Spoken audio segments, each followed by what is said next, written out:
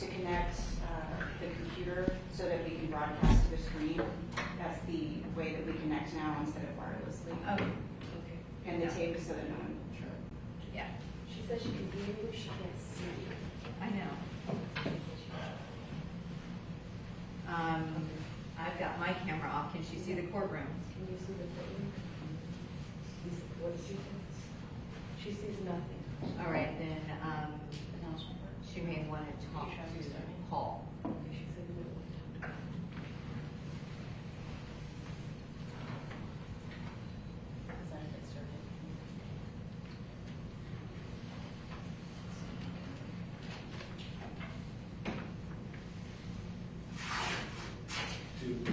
Manny, do we have a pen for him?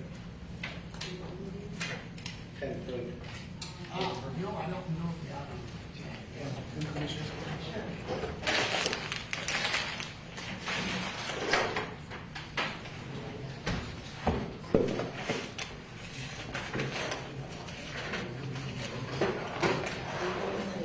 I have one here. Hold on. See if it works.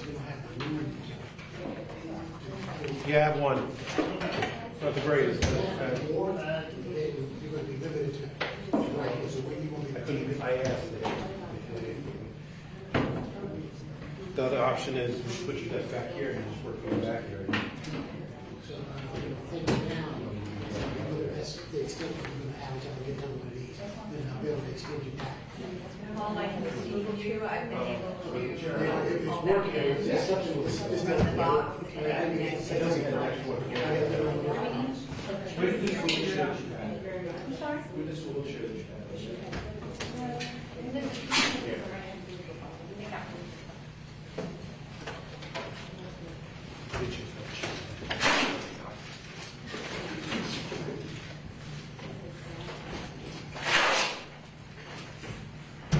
Lift that up for a second. Paul, can you hear me? If you can hear me, do a thumbs up. Forward here. It's just this. Well, when I move it up, I fold it together here. Paul, can you hear me? Do you have access on that? Where? Hey Joyce. Good morning. How you doing? What? You know how you get to your circuit. Can you hear me now? So that this is how I'm using.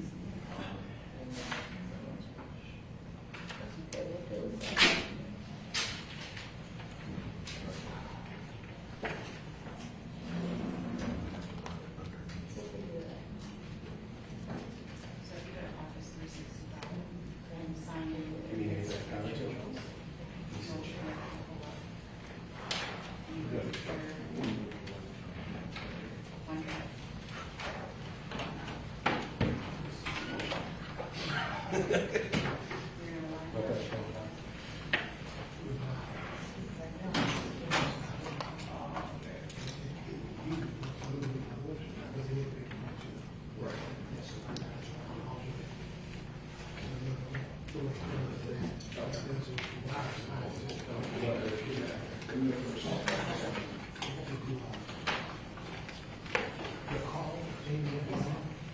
So it'll be tomorrow at 10 a.m. We have a witness appearing virtually by WebEx.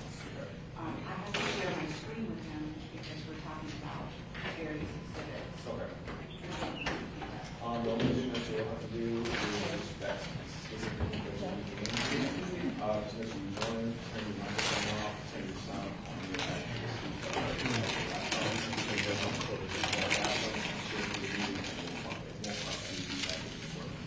So I use my computer here to join the meeting.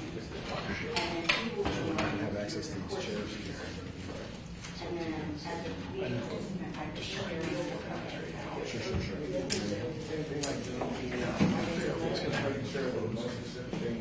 What? Oh, I guess the SRT guys have to answer. I don't know. No, I know. I do now. If you want to put your bin back here, so it's not sitting out where it's right. Because this row, I don't plan for anyone to be allowed to sit there. Okay, good. I see no purpose for someone sitting on the right. So now the CSOs will be, Shoes out of here. we'll have the CSO sitting here in the other corner. One here and one over there, the CSO. Yeah, we'll just now down the shoe.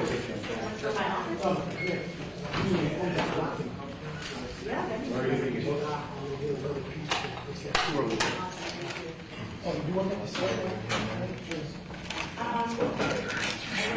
Yeah, non-essential we can put back here. Yeah.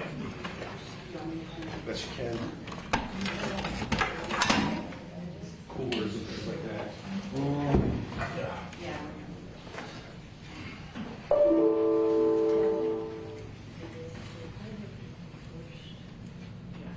And the volume is necessary. The volume is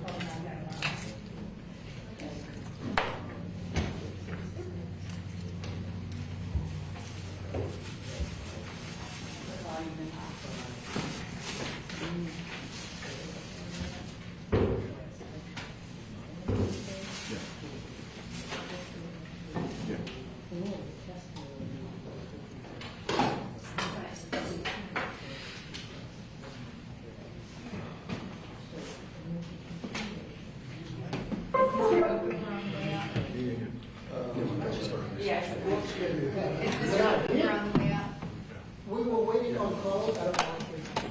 Is the clothes delivered? Yes, the clothes have been delivered. Okay.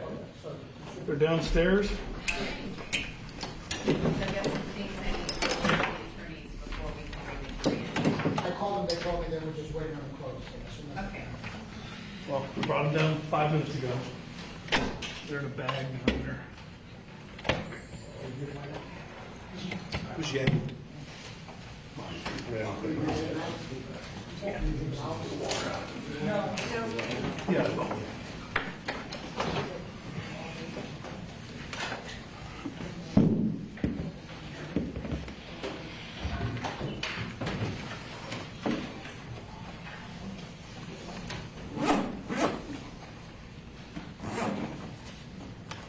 Beer.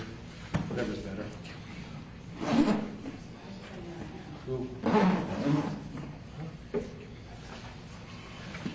What do you mean? You guys I thought she was gonna be the one with me the Tuesday. Okay, now then you work with SRT. Okay. That's fine. That's fine. Or this is out, okay.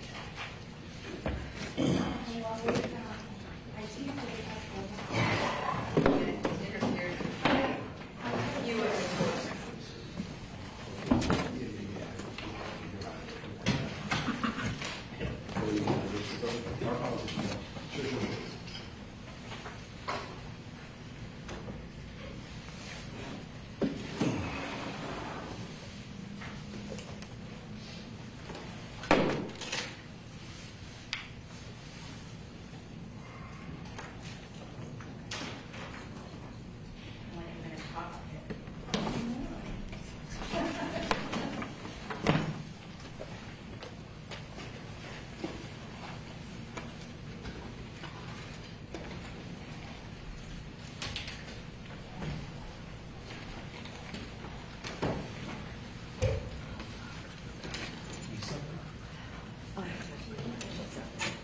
Sorry, can't do nothing there. There's a good salad place across the street.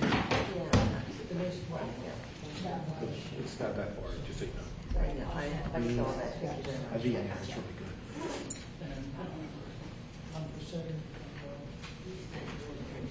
Hmm? Yeah, that would change. As much as I'm sure it's cooler for me.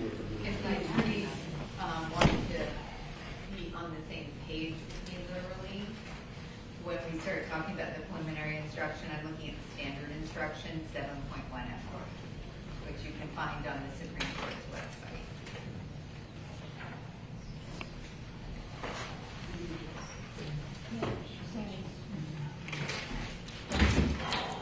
Members?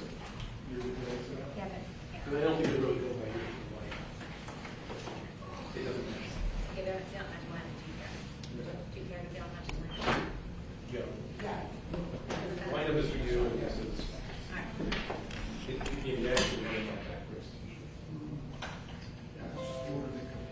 So they fall from that. The first person, then take the front or vice versa. How'd you set it up? I put it, first going first. Sorry.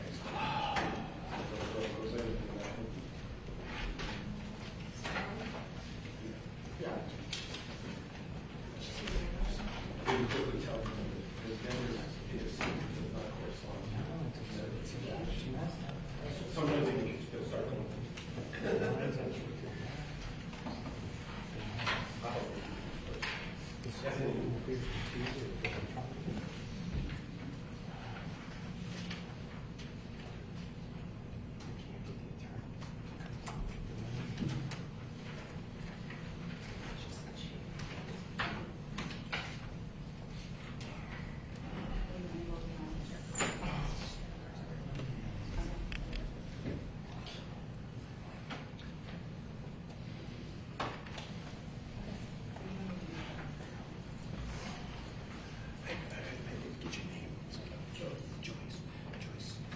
So, could you sit there? Do you want to move your personal? Or would you rather sit over there to see so? Whatever they need to do, so. Well, I don't want to get too close. No, space. Well, Okay. All right. All right. I'm just gonna move your personal.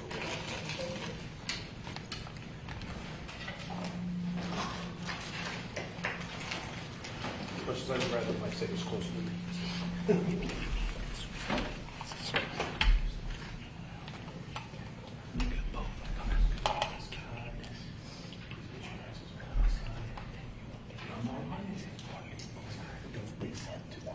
You know what I mean.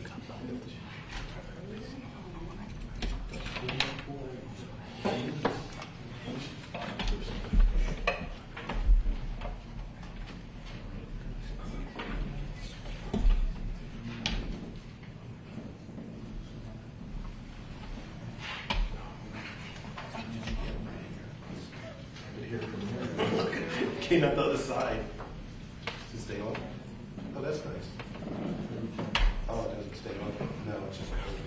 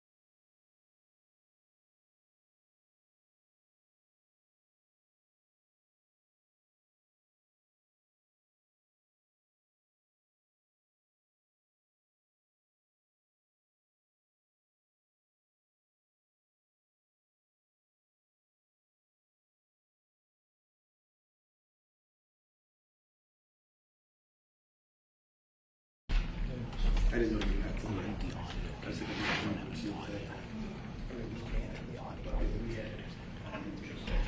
Yes.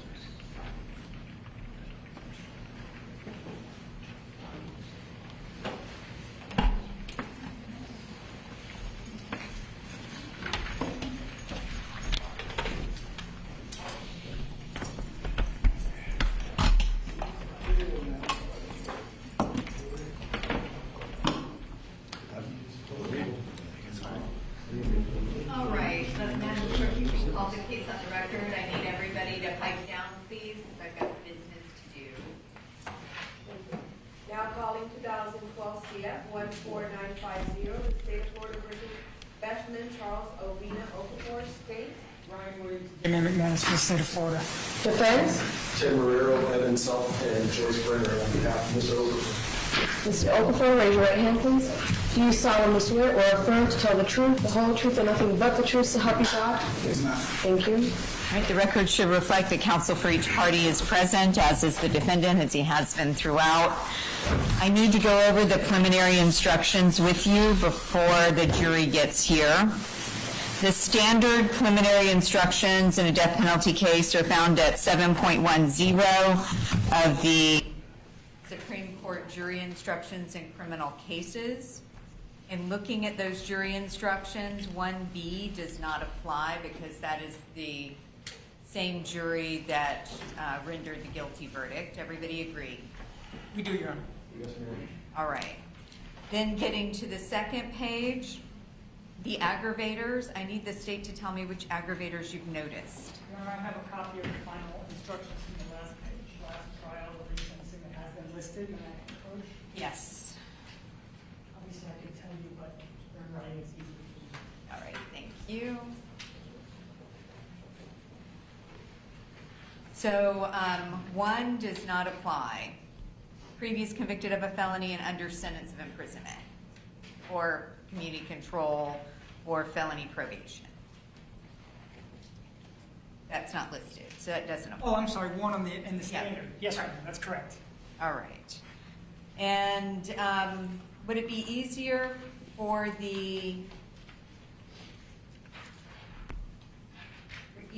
me to just read the aggravators from the last final penalty instructions rather than marking through 3 pages on this?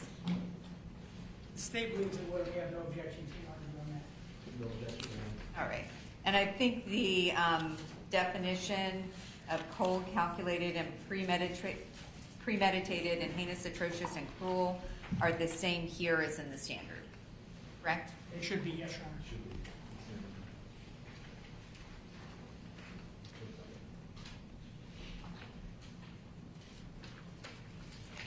All right. Let me get to the next part I had a question about.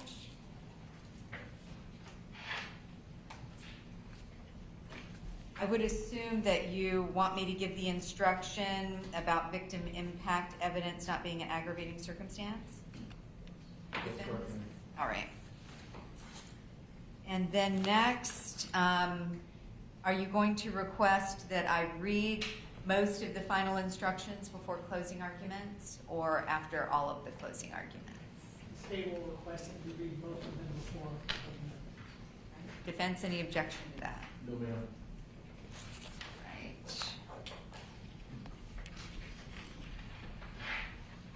And is the defense requesting that I give the paragraphs regarding your client's, or the paragraph regarding your client's right to remain silent? Yes, ma'am. All right. Then I think I know what I need to do here. The preliminary instructions.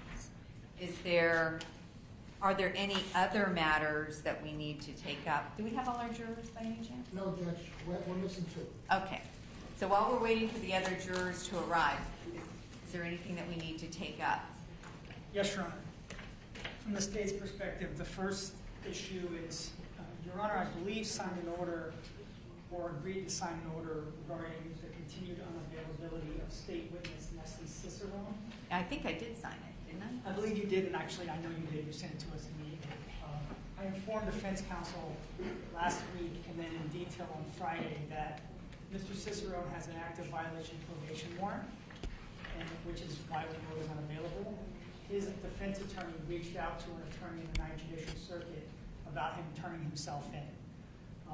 That has not happened, and at this point, the state of Florida, in this case, does not know where he is, nor does anyone else to my knowledge.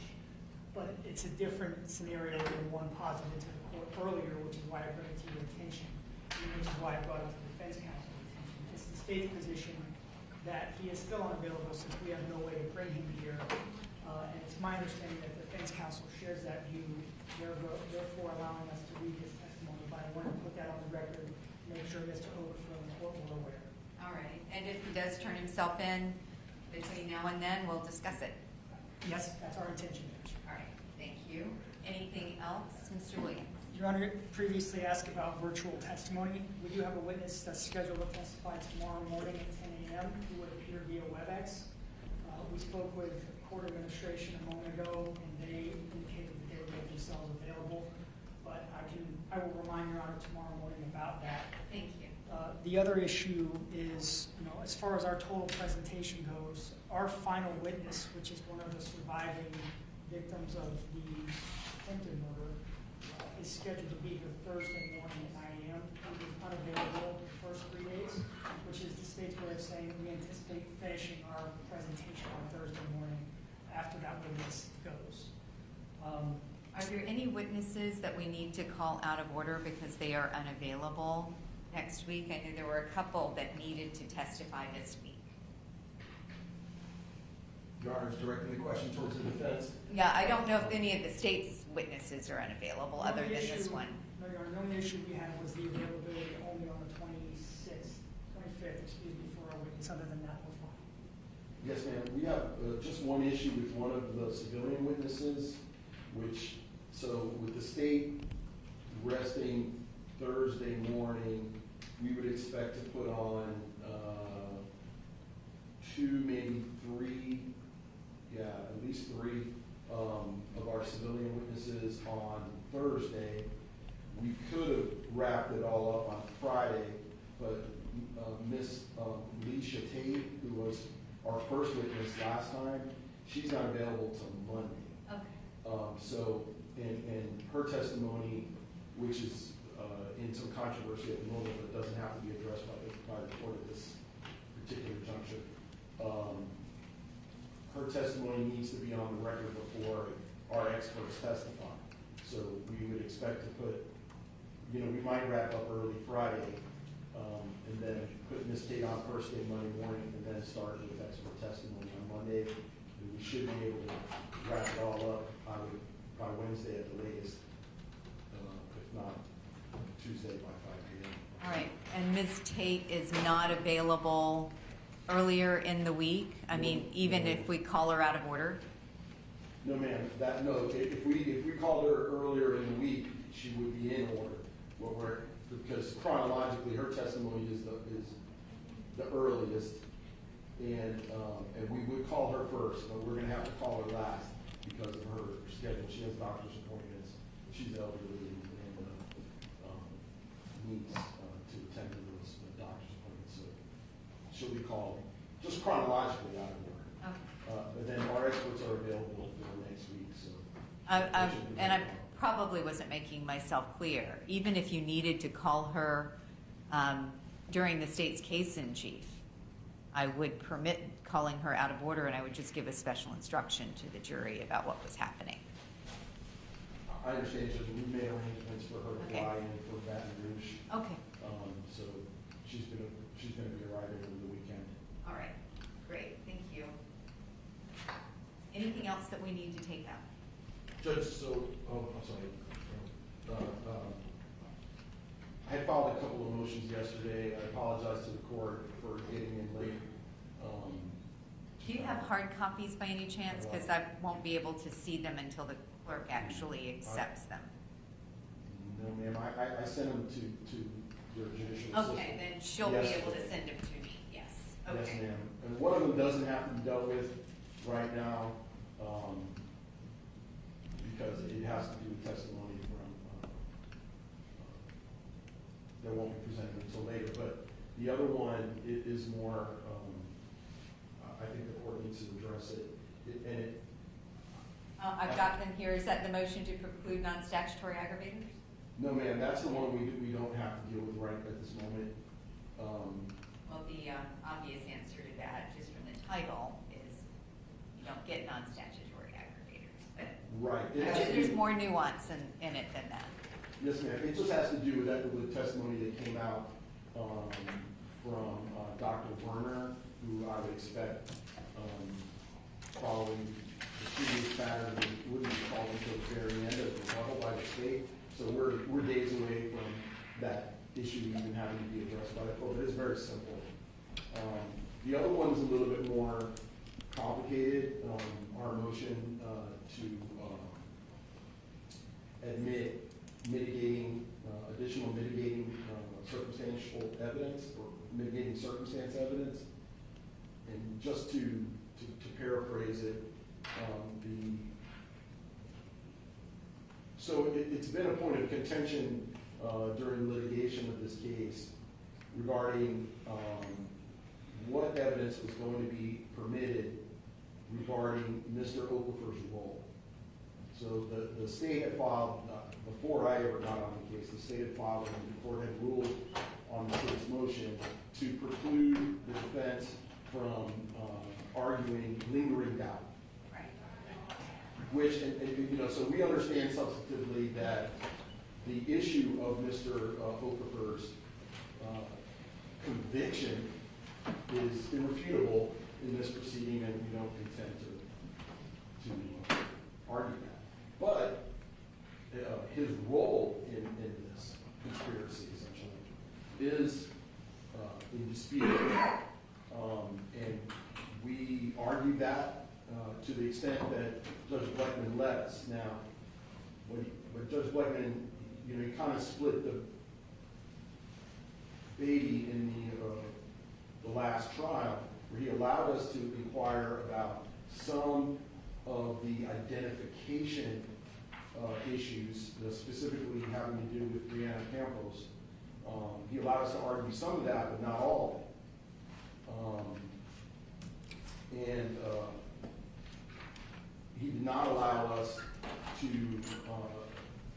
present evidence or to talk to the jury about the fact that, a number of facts having to do with Emmanuel Wallace and Donnell Godfrey, the co-defendants. The fact that they, number one, didn't face the death penalty. Number two, in their cases, which were all tried separately, in their cases, the state requested and received special verdict forms, special verdict instructions, wherein both juries, in Emmanuel Wallace and Donnell Godfrey, both juries determined that both Emmanuel Wallace and Donnell Godfrey actually possessed and used a firearm in each of the 4 counts. 1 count of first degree premeditated, 2 counts of attempted murder, and 1 count of burglary with knowing. When Mr. Okafor went to trial, no such instruction was requested and none was given. So the jury in Mr. Okafor's guilt phase trial never made a determination that he possessed a firearm or used a firearm in the commission of any of the same felonies. I think that's relevant. Because The fact that they weren't asked, you think is relevant? Because they weren't, if they weren't asked, they obviously didn't answer. Precisely. So I think the jury needs to know that there is no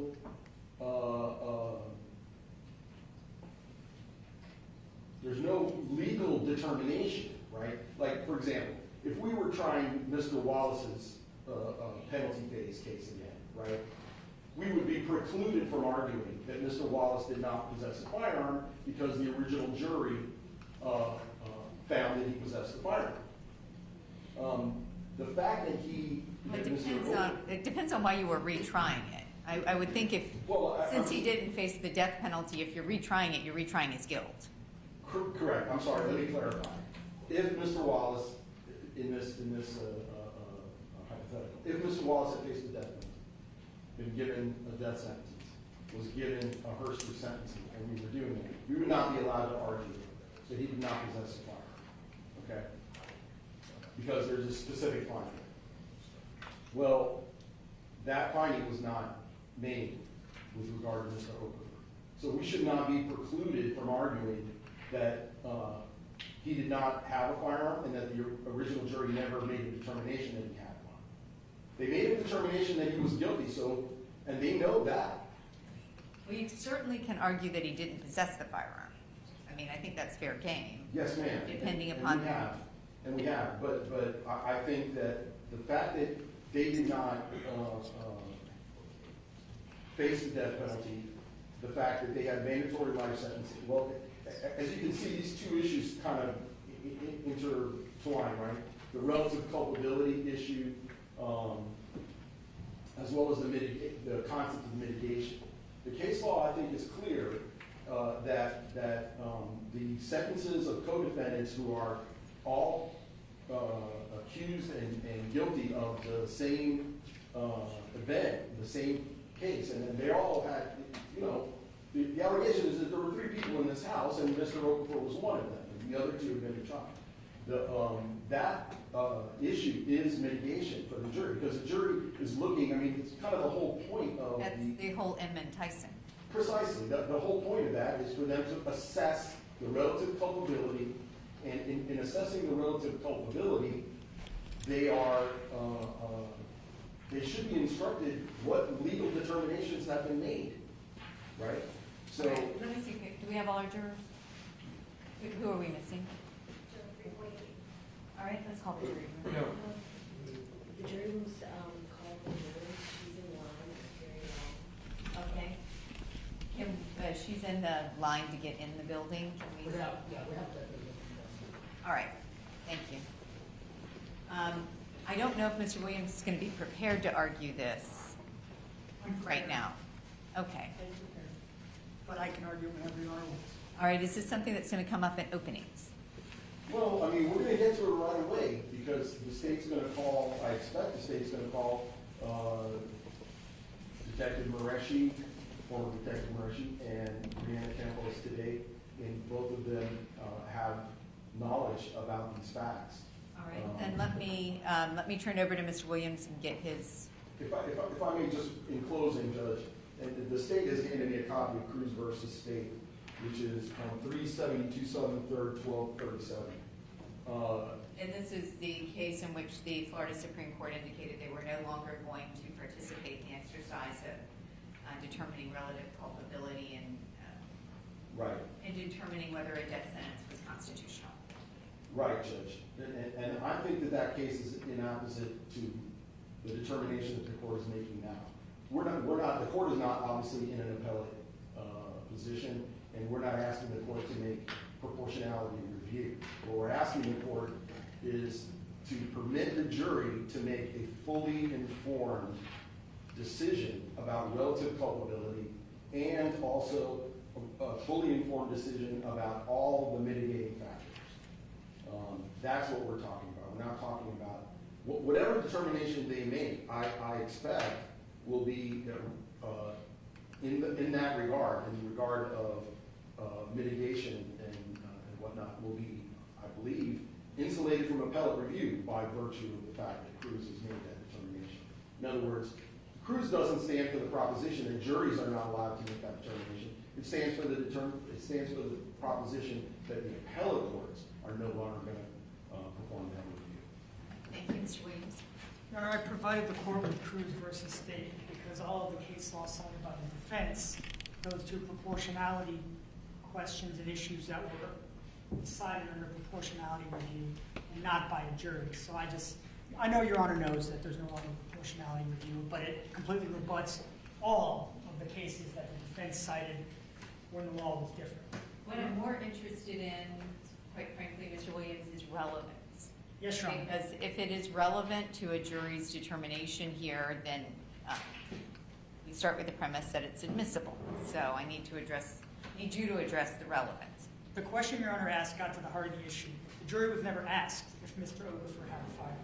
What the defense really wants to do is admit the thought processes of the prosecutors who were involved.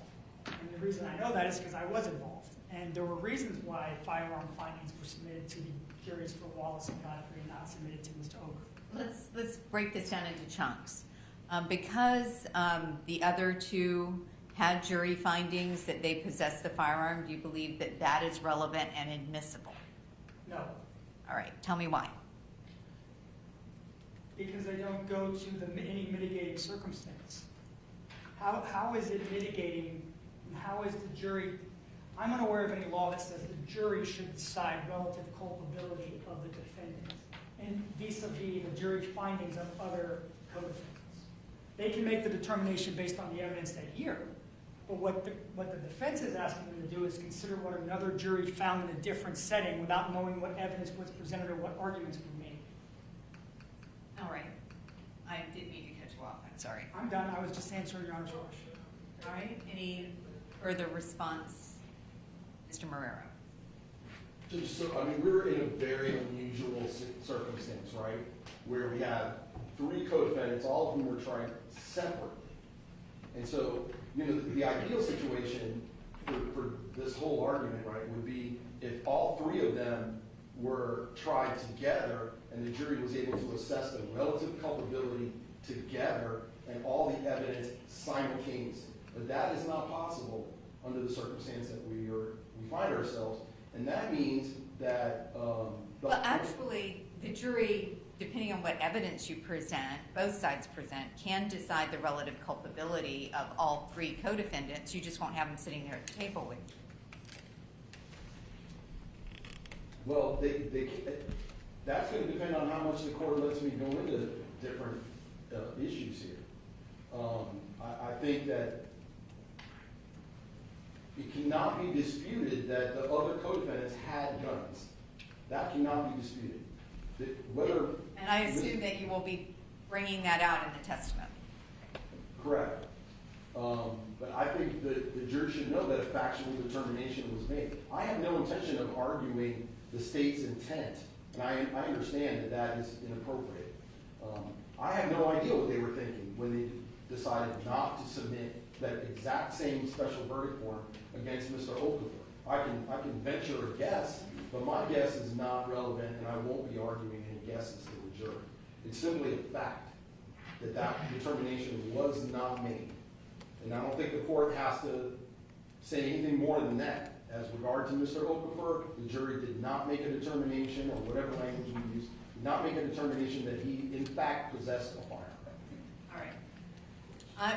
I'm going to deny your motion for now. I'm going to give it some more thought, but since I just received this motion less than 45 minutes ago, I'm going to give it a much more thorough read than I've been able to do while you've been arguing here. For now, I'm going to deny the motion, so don't mention it during opening statements.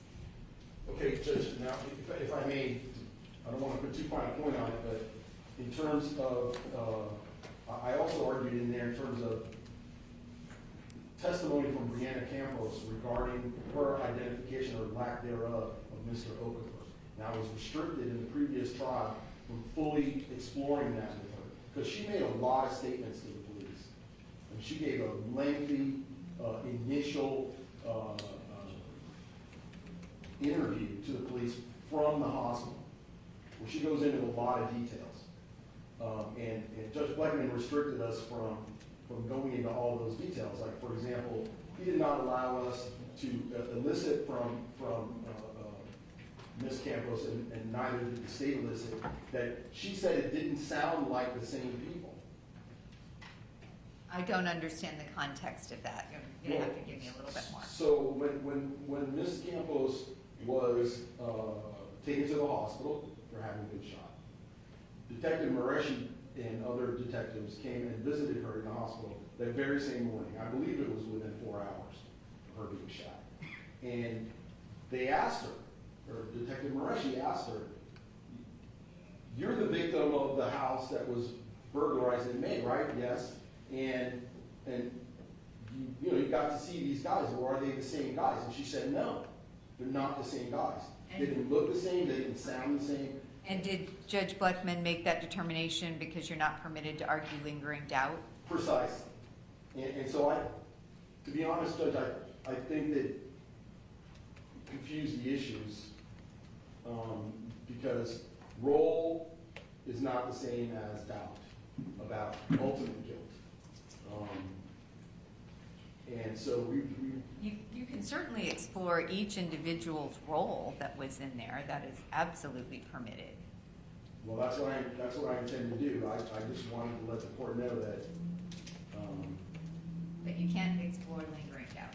I'm sorry? It's a very tight balancing act. You can't explore lingering doubt You can explore each participant's role. Well, that's what I intend to do, Judge. I mean, I can let you know that, you know, in the first trial, that's what we argued. We said, look, I'm not here to tell the jury that he was not guilty. The conviction stands, and it's not up for dispute in this trial. But the role is, and that's what I was interested in exploring. We may end up, I mean, depending on how the court rules later, we may end up having to call state's witnesses back on the stand in order to because I would otherwise explore the specific issues regarding the convictions. Although I suppose we can make a workaround for that. Yeah. I don't, I just want to read it again. I'm relatively confident in my ruling, but I want to give your motion that you spent the weekend writing a little bit more thorough review. I appreciate that. So the state is clear in the court's ruling, the defense should not ask any witness about any prior findings by any of the jury. or- Yes, correct. Thank you. I understand that, Your Honor. Okay. Do we have all our jurors now? She's at the front of the line. Okay. I just hear people going in and out that door out there, so it's so full. May I test the audio briefly? You may. It may be loud, which is why I'm.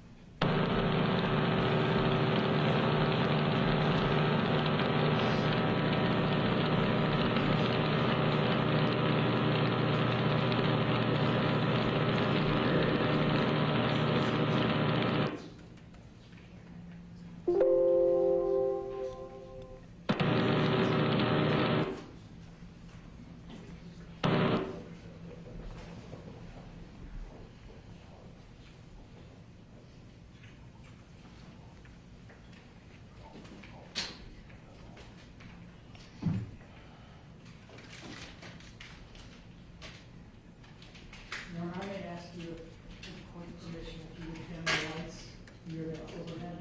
Okay. When I start, That'll be fine. thank you so much. That's all.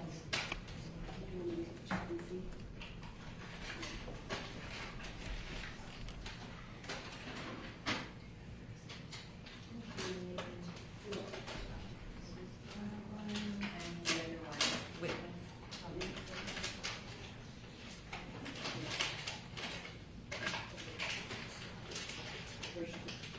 Goes to Mr. Williams? Yes, Your Honor, that'd be fine. Thank you.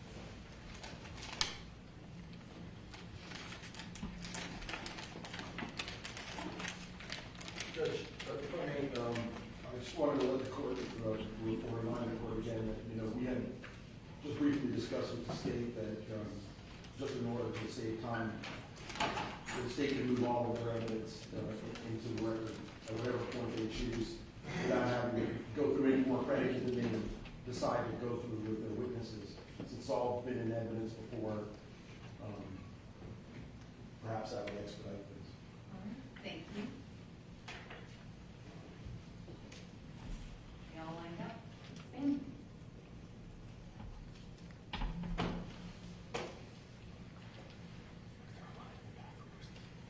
Is Mr. Salt going to be giving the opening?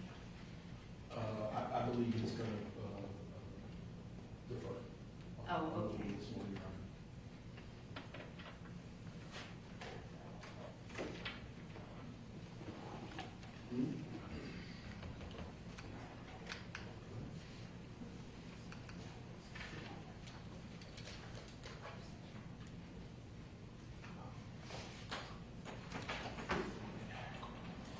All right, very good.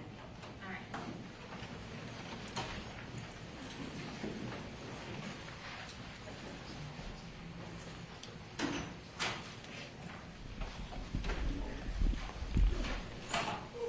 Jury entering?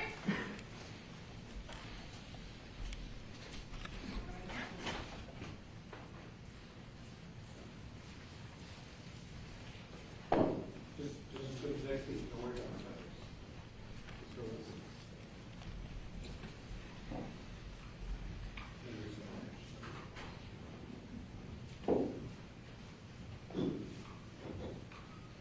Okay.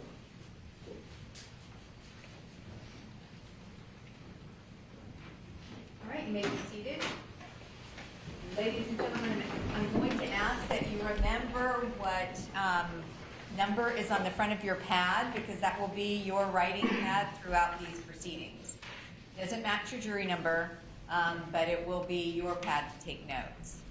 Before I get started with giving you some additional instructions, I have the questions that I have asked you before. Have you read or heard anything about this case while you've been away from us? If so, please raise your hand and we'll talk about it. I see none. Have you communicated with anyone about this case while you've been away from us? If so, please raise your hand. I see none. Has anyone tried to communicate with you about this case? If so, please raise your hand. I see none. Have you done any independent investigation about this case or this subject over the weekend? If so, please raise your hand. I see none. Thank you very much. Members of the jury, the defendant has been found guilty of first-degree murder in a previous proceeding. The only issue before you is to determine the appropriate penalty. The penalty for this crime is either life in prison without the possibility of parole or the death penalty. Before proceeding further, it will be helpful if you understand how this proceeding will be conducted. The attorneys will have an opportunity, if they wish, to make an opening statement. The opening statement gives the attorneys a chance to tell you what evidence they believe will be presented during the penalty phase of this trial. What the lawyers say during opening statements is not evidence, and you are not to consider it as such. After the attorneys have had the opportunity to present their opening statements, the state and the defendant may present evidence. Witnesses may be called to testify under oath. If so, they will be examined and may be cross-examined by the attorneys. Documents and other exhibits also may be produced as evidence. The evidence, along with the evidence that you will hear, is presented to you to determine whether the state proved beyond a reasonable doubt the existence of the alleged aggravating circumstances. If so, you must weigh whether the proven aggravating factors are sufficient and whether the aggravating factors outweigh any mitigating circumstances the defendant proves by the greater weight of the evidence. Finally, you will decide whether the defendant should be sentenced to life in prison without the possibility of parole or to death. At the conclusion of the evidence and after argument of counsel, you will be instructed on the law that will guide your deliberations. An aggravating circumstance is the only circumstance recognized by Florida law that could result in a defendant receiving the death penalty. An aggravating factor increases the gravity of the crime or the harm to the victim beyond the harm inherent in every first-degree murder. You must unanimously agree that an aggravating factor has been proven beyond a reasonable doubt before it may be considered by you in arriving at your sentencing decision. The aggravating factors alleged by the state in this case are: 1, Bessman Okafor was previously convicted of a felony involving the use or threat of violence to a person. 2, the first-degree murder was committed while the defendant was engaged or was an accomplice in the commission of or an attempt to commit or flight after committing or attempting to commit any burglary.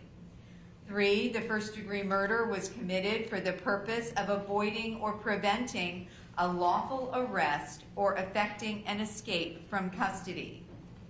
4, the first-degree murder was committed to disrupt or hinder the lawful exercise of any governmental function or the enforcement of laws. 5th, the first-degree murder was especially heinous, atrocious, or cruel. Heinous means extremely wicked or shockingly evil. Atrocious means outrageously wicked and vile.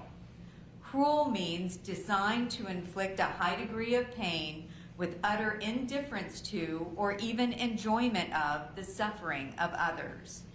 The kind of crime intended to be included as especially heinous, atrocious, or cruel is one accompanied by additional facts that show that the crime was conscienceless or pitiless or was unnecessarily torturous to Alex Zaldivar. And 6, the first-degree murder was committed in a cold, calculated, and premeditated manner without any pretense of moral or legal justification. Cold means the murder was the product of calm and cool reflection. Calculated means having a careful plan or prearranged design to commit murder.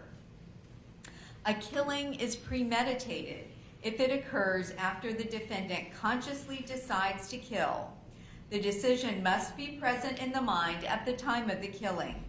The law does not fix the exact period of time that must pass between the formation of the premeditated intent to kill and the killing. The period of time must be long enough to allow reflection by the defendant. The premeditated intent to kill must be formed before the killing. However, in order for this aggravating factor to apply, a heightened level of premeditation, demonstrated by a substantial period of reflection, is required. A pretense of moral or legal justification is any claim of justification or excuse that, though insufficient to reduce the degree of murder, nonetheless rebuts the otherwise cold, calculated, or premeditated nature of the murder. Once the state has presented evidence of the existence of aggravating factors, victim impact evidence may be presented. Such evidence is only presented to demonstrate the victim's uniqueness as an individual and the loss to the community by the victim's death. However, victim impact evidence must not be considered by you as an aggravating factor. A mitigating circumstance can be anything that might indicate the death penalty is not appropriate for the defendant. It is not limited to the facts surrounding the crime. In other words, a mitigating circumstance may include any aspect of the defendant's character, background, or life, or any circumstance of the offense that may indicate the death penalty is not an appropriate sentence in this case. Whether a mitigating circumstance has been proven is an individual judgment by each juror. A mitigating circumstance need not be proven beyond a reasonable doubt, but must be proven by the greater weight of the evidence. After the evidence has been presented, the court will give you instructions on the law. The attorneys will then have the opportunity to make their closing arguments. Following the closing arguments by the attorneys, the court will conclude with final instruction. After the final instructions are given, the alternate jurors will be released and you will begin your deliberations. You should not form any definite or fixed opinions until you have heard all of the evidence, the arguments of the lawyers, and my instructions on the law. Until that time, you should not discuss the case among yourselves. Your decision must be based solely on the evidence or lack of evidence and the law. During the penalty phase, the court may take recesses and you will be permitted to separate and go about your personal affairs. During these recesses, you must not discuss the case with anyone, nor permit anyone to say anything to you or in your presence about the case. If anyone attempts to say anything to you or in your presence about the case, tell them that you're on the jury trying the case and ask them to stop. If they persist, leave them at once and immediately report the matter to the court deputy, who will advise me.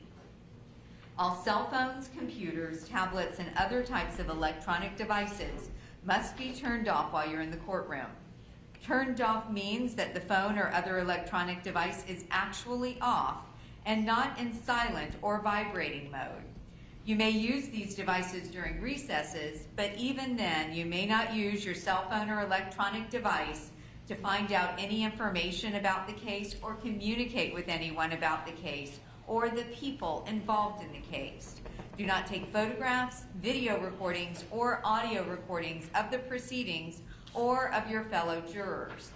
After each recess, please double check to make sure your cell phone or electronic device is turned off. At the end of the case, while you're deliberating, you must not communicate with anyone outside the jury room.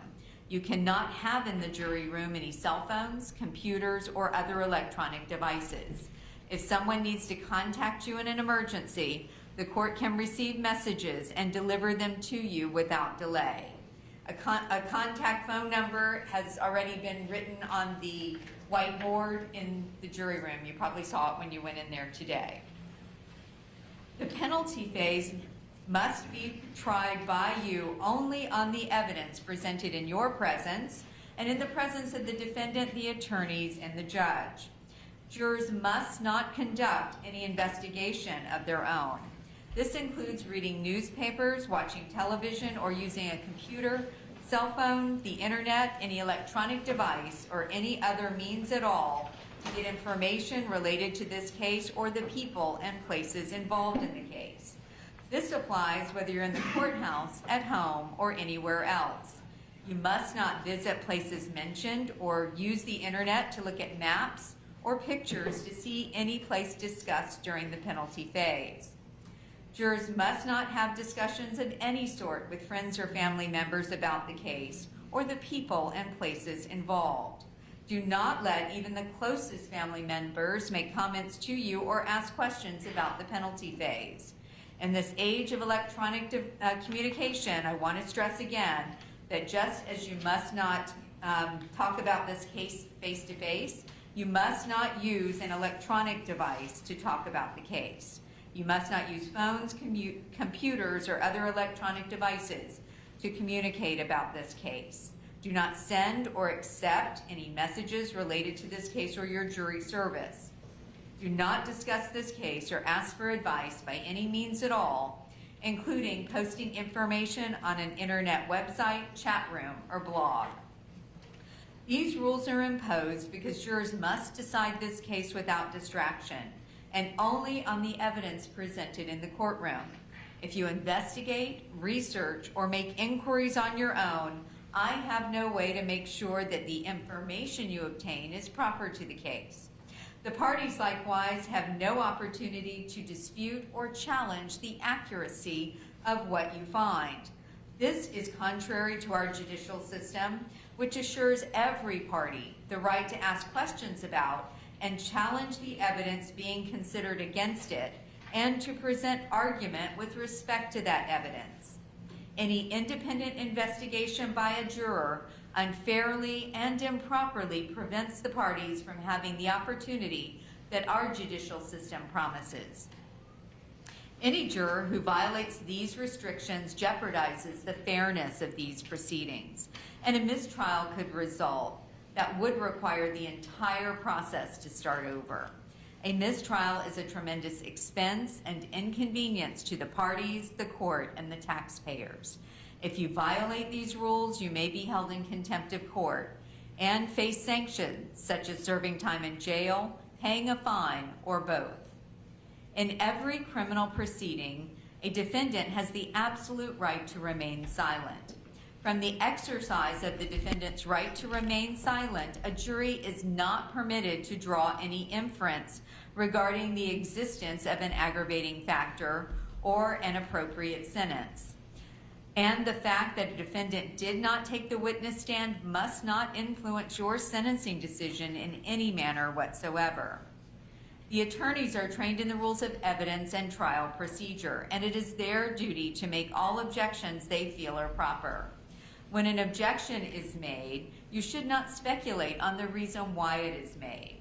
Likewise, when an objection is sustained or upheld by me, you must not speculate on what might have occurred had the objection not been sustained, nor what a witness might have said had he or she been permitted to answer. It may be necessary to confer with the attorneys out of your hearing to discuss matters that require consideration by me alone.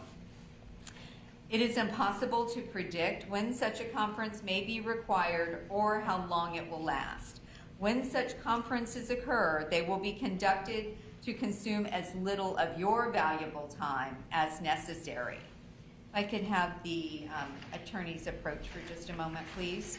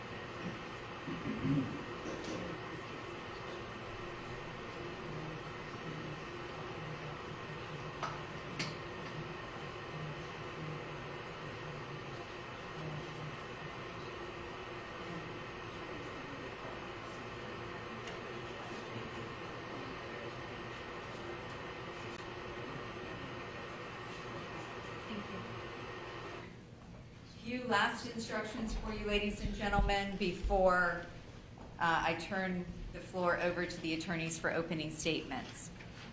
If you would like to take notes during this proceeding, you may do so. On the other hand, of course, you're not required to take notes if you do not want to. That will be left up to you individually. You have been provided with a notepad and pen for your use if you wish to take notes. Any notes that you take will be for your personal use. However, you should not take them with you from the courtroom. During recesses, the court deputy will take possession of your notebooks and will return them to you when we reconvene. After you have completed your deliberations, the court deputy will deliver your notes to me and they will be destroyed. They will be destroyed by me. So no one will ever read your notes. If you take notes, do not get so involved in note-taking that you become distracted from the proceedings. Your notes should be used only as aids to your memory. Whether or not you take notes, you should rely on your memory of the evidence, and you should not be unduly influenced by the notes of other jurors. Notes are not entitled to any greater weight than each juror's memory of the evidence. During the trial, you will be permitted to ask questions of witnesses, and in case you missed something, you don't understand something, or you need to clarify a pertinent issue. The rules of evidence apply regardless of whether a question is asked by the attorneys, by me, or by you. Therefore, there may be a legal reason why I will not ask your questions. If I do not ask your question, you must not hold that against any party. You must not discuss it with other jurors, and please do not take it personally. Subject to that understanding, this is how we will proceed. When the attorneys have finished asking their questions, please raise your hand to get my attention. I will give you time to write your question on a clean piece of paper and give it to the court deputy. It is important to know that if you have a question you believe should be asked of the witness, you must raise your hand and request that I ask the witness the question before the witness leaves the witness stand.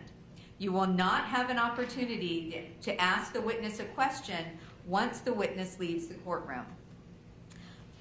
I will then confer privately with the attorneys on your questions. If I ask your questions, the witness will answer, and the attorneys may follow up if they choose.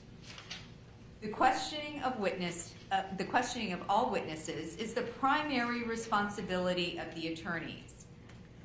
In most circumstances, the attorneys will have asked all of the relevant questions. However, if you have a question, you may follow this procedure. If your question is not asked, you must not discuss it with the other jurors or hold it against either party. You are certainly not obligated to ask any questions, but if it will help your understanding of the case, you may do so. And with that, I'm going to turn the floor over to the attorneys for opening statements if they wish to make them at this time. State. Thank you, Your Honor. Thank you. Please report, counsel. Ladies and gentlemen, each of you spent a couple of days last week thinking about concepts and ideas, big ideas.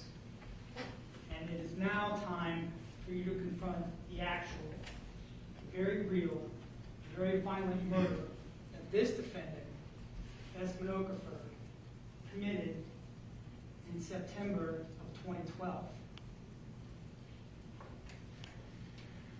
This was Alex Aldebar before the summer of 2012. The evidence will show that Alex Aldebar was a teenage boy who was hardworking, intelligent, handsome, and perhaps most of all, kind. This is Alex Aldebar before the defendant quite literally kicked in the front door of his own home and executed him for the crime of being willing to testify in a trial against him. And this is Alex Aldebar the morning before he was set to testify on September 10th of 2012. This is Alex Aldebar after the defendant hatched a plot with multiple others to go into his home and commit cold-blooded murder, attempting to kill other witnesses at the same time.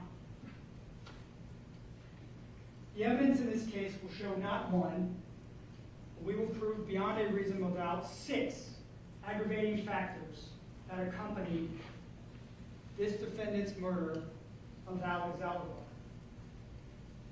You're going to hear that the defendant is a 9-time convicted felon, and that prior to going into the home at 503 Bernardino Drive where Alex Aldebar lived in September of 2012, before that ever happened, he'd been convicted of 1 violent felony already and committed several others. You're going to hear that 3 months before he murdered Alex Aldebar, the defendant and one other man went into that same home, brandished guns, stuck guns in Alex Aldebar's face, and stole items from his home before tying them up and leaving them on the floor of their own residence. You're going to hear that he was caught the same day, but unfortunately was let out of jail.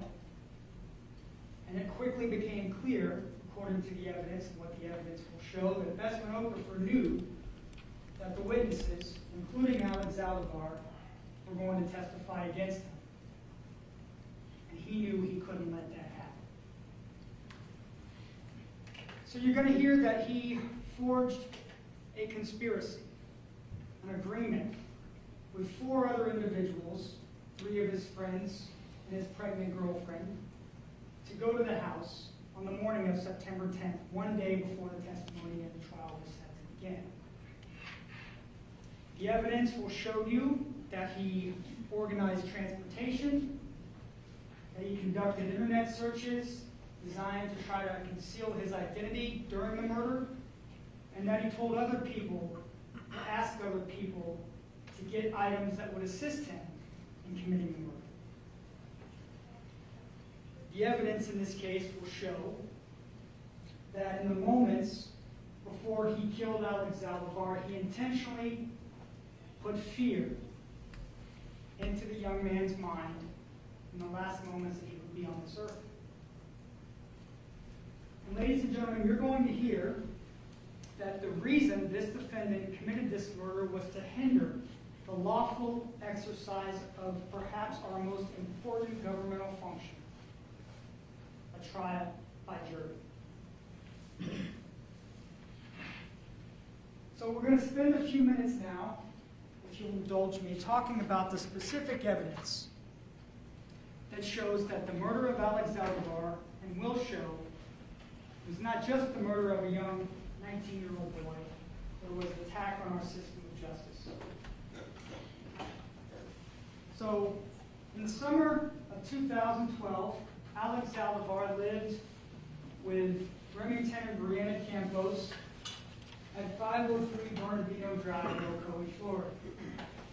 And you're going to hear evidence that one of the ways to get to that residence off of White Road or Winnebago Avenue is to come down Sleepy Harbor Drive, and that a woman lived at Butterfly Creek Drive in Elma Acurena.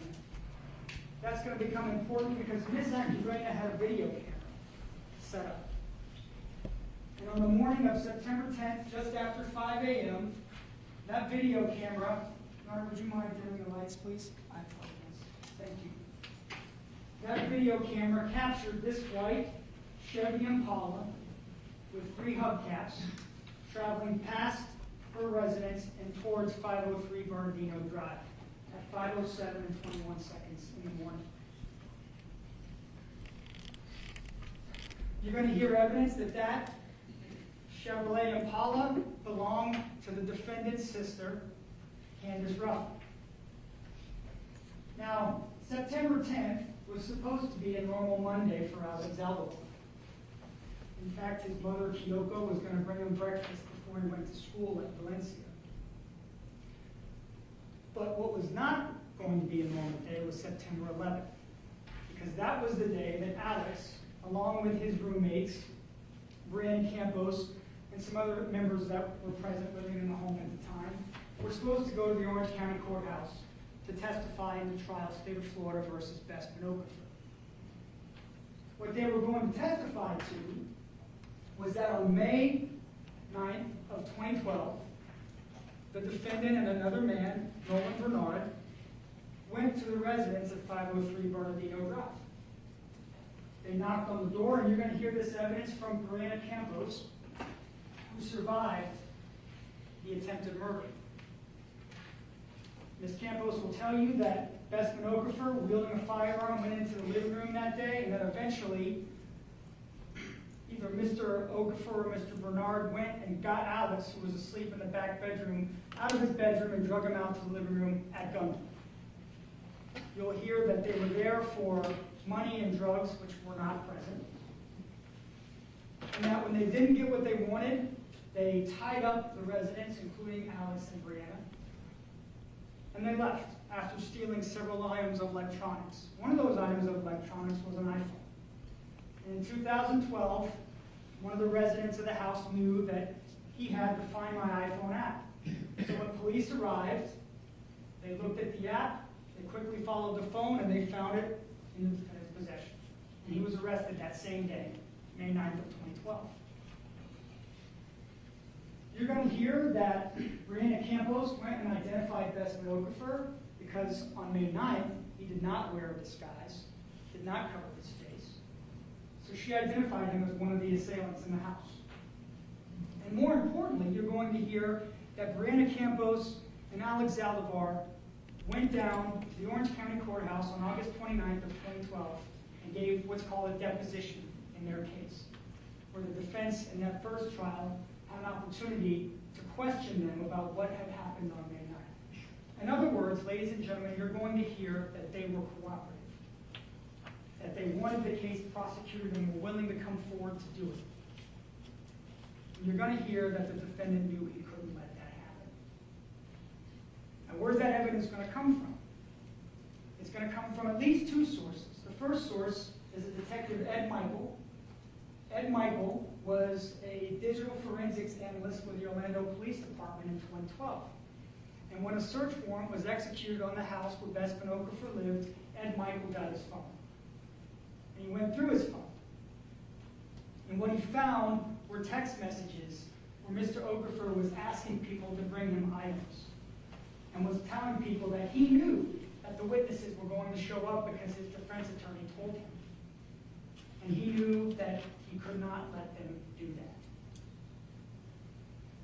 Mr. Michael will testify as to a lot of other things that Mr. Okafor did with that phone, including internet searches on how to remove gunshot residue.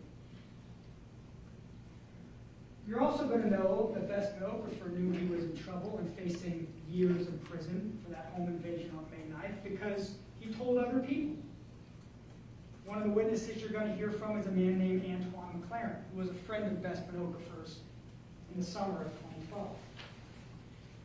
Mr. McLaren will come in and reluctantly, I suspect, tell you that Bessman Okafor knew he had a problem, that he knew the witnesses were going to show up, and that eventually Bessman Okafor told him, quote, "I cannot let them make it to trial." And that conversation happened just days, if not hours, before he murdered Alex Zaldivar.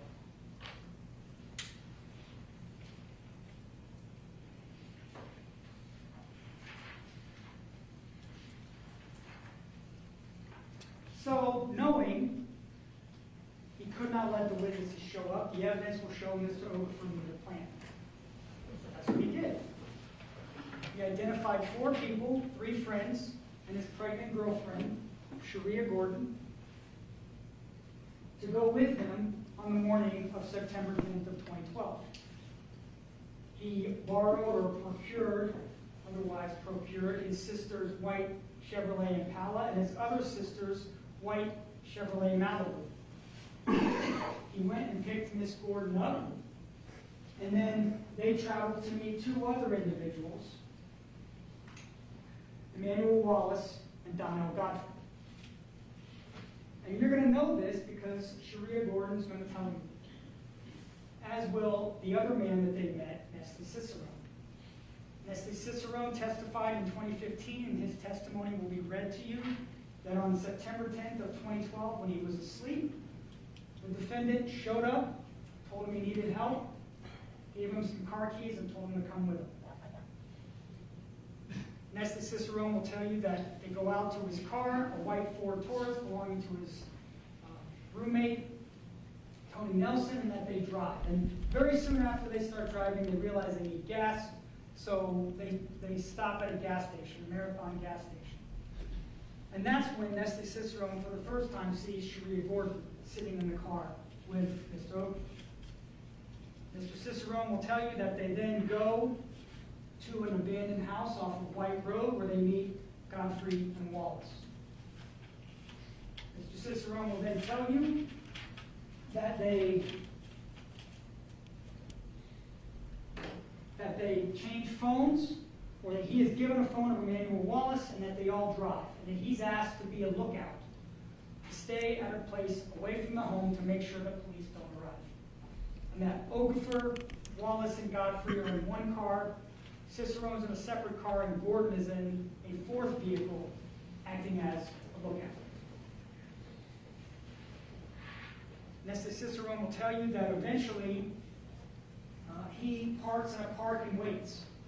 And the evidence you will be given will not require you to rely solely on Nestle Cicerone, because Sharia Gordon's going to say the same thing. Now a nurse, 10 years later, you'll hear that she entered a plea, and went to prison for a substantial number of years because of her involvement in this case. And Sharia Gordon's recitation of the events of the morning of September 10, 2012 will be nearly identical. But again, you won't have to rely upon their testimony because there will be other independent evidence that corroborates it. I told you about a Marathon gas station and a stop for gas. You're going to see in evidence a surveillance video from that gas station that shows two vehicles, the Ford Taurus driven by Mr. Cicerone and the Chevy Impala driven by Mr. Okafor, pull into the gas station, and a very pregnant Sharia Gordon get out and pay for gas. You're going to know that because the detectives, specifically Detective Michael Moreshi, who was the lead detective in the homicide in this case, gathered up all of the cell phone records. Cell phone records from Bessman Okafor and the phone that Michael had, cell phone records from Sharia Gordon, from Emmanuel Wallace, and from Donnell Godfrey. And you're going to hear evidence in the form of testimony from a man named Justin Fleck. Justin Fleck is a special agent with the FBI who in 2012 was with the CAST team, Cellular Analysis. And he looked at the cell phone records and the cell phone towers and mapped them, and you're going to see that map. That's going to show you that at the time of the murders, at approximately 5:25 in the morning, the cell phones of Godfrey, Gordon, Okafor, and Wallace were all hitting off of cell phone towers right where Alex Alvar lived.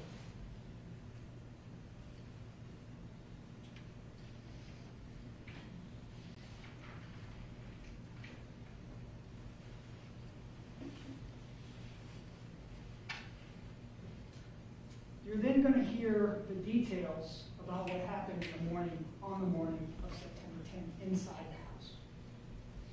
And that will primarily come from Brianna and Remington Campos. Brianna Campos will come in and she'll testify that on that morning of September 10th, she was asleep in her bedroom. She had gotten up a few minutes before at a normal time, but gone back to sleep when she hears noises, almost sounds like arguing coming from the living room. And Ms. Campos will tell you that before she could even get her pants on as she gets out of bed, a man, the evidence will show is a defendant, Bessman Okafor, sticks a gun in her face and drags her into the living room. Brianna will tell you that as she's dragged into the living room, she sees on the floor Alex Alvar, face down, being held at gunpoint. Ms. Campos will tell you that she's placed on the floor and then quickly thereafter hears her brother, Remington, being dragged into the living room. And she'll tell you very candidly that she couldn't see the face of the man that stuck a gun in her face because this time he wore things to cover his face and items to cover his hands. Eventually, Remington Campos is brought into the living room and the evidence will show that he's lined up on the floor next to the other three. Remington Campos will tell you that he too was asleep in his bedroom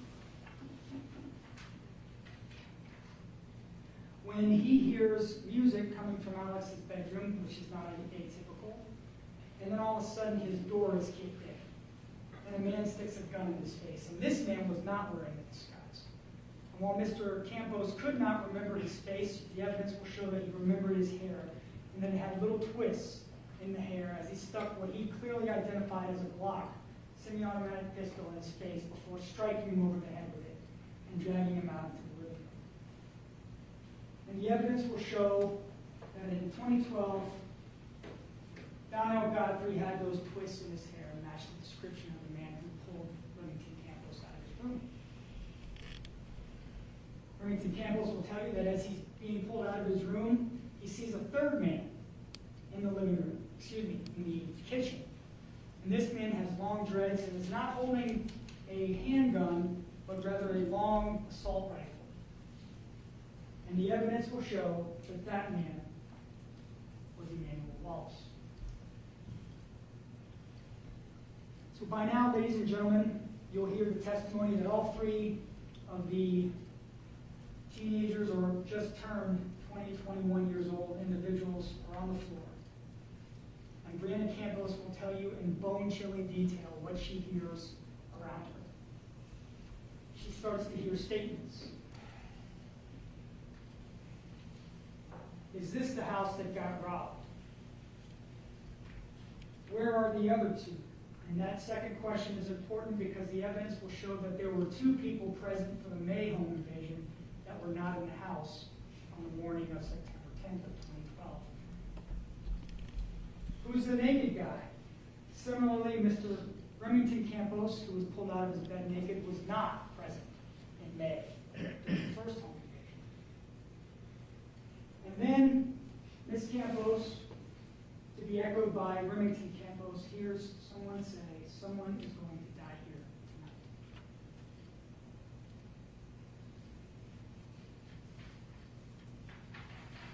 The next thing Remington and Brianna hear is the snapping of latex gloves. And then the next thing Brianna Campos hears and feels is a gunshot in the back of her head. The first of 4 gunshots. One for her, 2 for Alex Alvarado, and 1 for her brother Remington. Brianna Campos will tell you that she feels pressure and blood dripping onto the floor in front of her, and she plays dead. She survived. And eventually, the evidence will show she wakes up and she calls out for Alex, and there is only silence. Amazingly, despite being shot in the back of the head, Remington Campos survived as well. Through what can only be described as a miracle. But there was no miracle for Alex Alvarado. So as Brianna Campos and Remington support each other, suffering gunshot wounds in their head, the evidence will show they run out the back of their residence and eventually end up jumping a fence in their backyard and getting to the neighbor's house. Amy Scott. And Ms. Scott will testify and tell you what she saw when those 2 young people came to her front door that morning. But that won't be the only evidence. Because, as I alluded to earlier, Mr. Okafor, while waiting for his trial, was on home confinement. And you're going to hear witnesses who are going to detail how a home confinement monitor was on his ankle, and every time he left the house, it registered specific dates and times. And you're going to see the printout of his home confinement monitor to show he was gone for more than an hour at the very time, gone from his home at the very time that he was committing the murder of Alex Alvarado. Now, one of the concepts that we discussed during jury selection was the concept of mitigation. And after we present aggravating factors and evidence of aggravating factors, I'm confident the defense will present evidence of mitigating circumstances. And specifically, you're going to hear a lot about Mr. Okafor's childhood. You're going to hear that he suffered physical abuse, that he was neglected by his mother, and that at one point he was sexually molested when he was 14 years old. They're going to call family members, and more importantly, they're going to call a number of experts, up to 5 experts that will talk to you about that abuse that we fully acknowledge occurred. And the evidence will document his behavior all the way up until 18 years old. And then that evidence will stop. And that's where the experts will come in, the defense experts. What I ask you to listen for with the defense experts are 3 things in particular. Number 1, each of them, if not all of them, testify almost exclusively on behalf of the defense.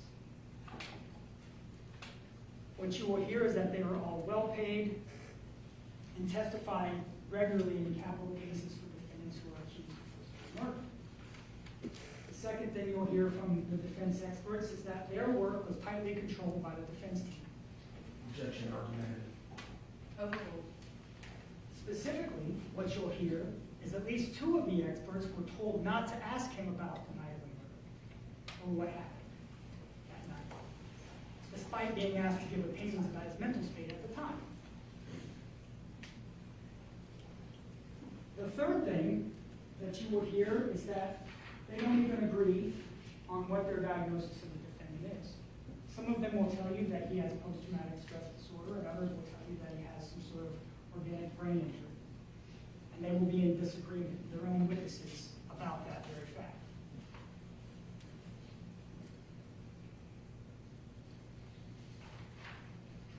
The thing I would ask you to remember when you listen to the defense mitigation in this case is two things, actually.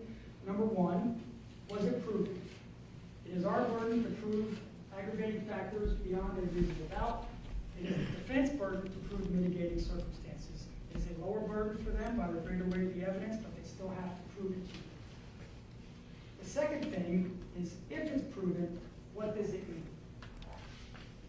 What does the things that happened in his childhood mean in your analysis? And I know you'll listen carefully to that evidence. To briefly sum up, 6 aggravating factors we will prove to you over the course of a little over 3 days with witnesses and testimony. You will hear details of the prior home invasion, all of the evidence that shows he was the mastermind of this murder that he committed on September 10th, 2012. But there's one thing I haven't told you about, and you'll have to listen to for yourselves. And that is the last moments that Alex Alvar had on his trial. Because as he lay there waiting to be shot, Remington Campos and Brianna Campos, his friends on either side, they're going to describe to you what they heard, and what they felt, and what they experienced, in words that, frankly, my words cannot do justice. We ask that you listen to that testimony, hold us to our burden, and that at the end of the case, we're confident that you'll return the recommendation to this court that Mr. Okafor be sentenced to the stiffest penalty available under the law. Thank you. Thank you. Thank you.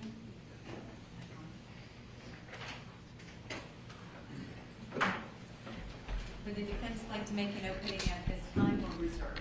No, we're going to reserve for our case in chief. All right. And Your Honor, at this time, I'd also like to plead with the rule. All right. Are there any, we'll deal with that in just in a moment. Ladies and gentlemen, we've been in court since just before 9 o'clock, so I'm going to give court personnel a 15-minute recess. While you're in the jury room, do not discuss the case among yourselves. Don't discuss it with anyone else. Do not do any independent research while you're away from us. Leave your pads and pens on the chairs. They will be there when you return. And at this time, we'll take a 15-minute recess. All right, the jury.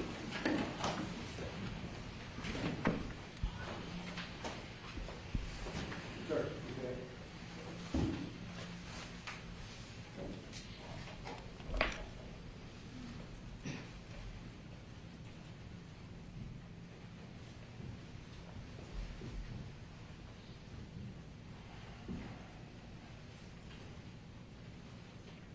All right. Before you leave, are there any witnesses in the courtroom? There are, we'll have them escorted. Sure. All right. And if there are witnesses here, do not discuss the case with anyone except the attorneys while you're away from us. Yes, Your Honor. All right. Thank you. 15 minutes.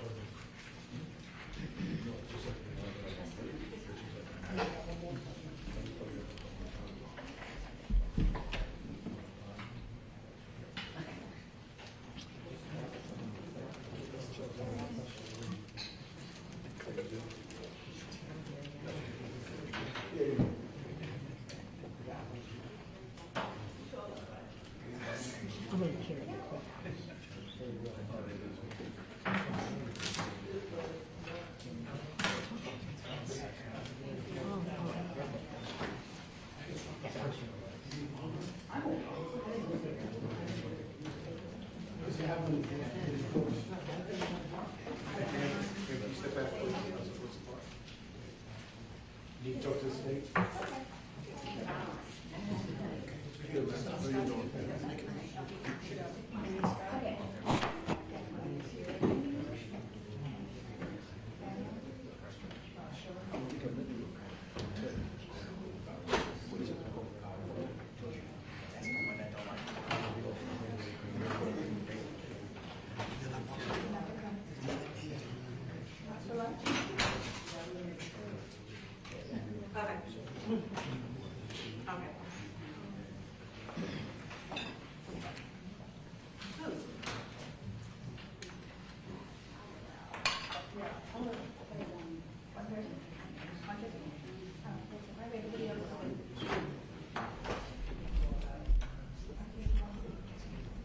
Did you, Dr. Hanson knows tomorrow is good night?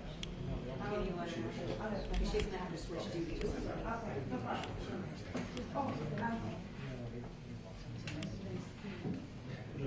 I can't go out because then I won't go.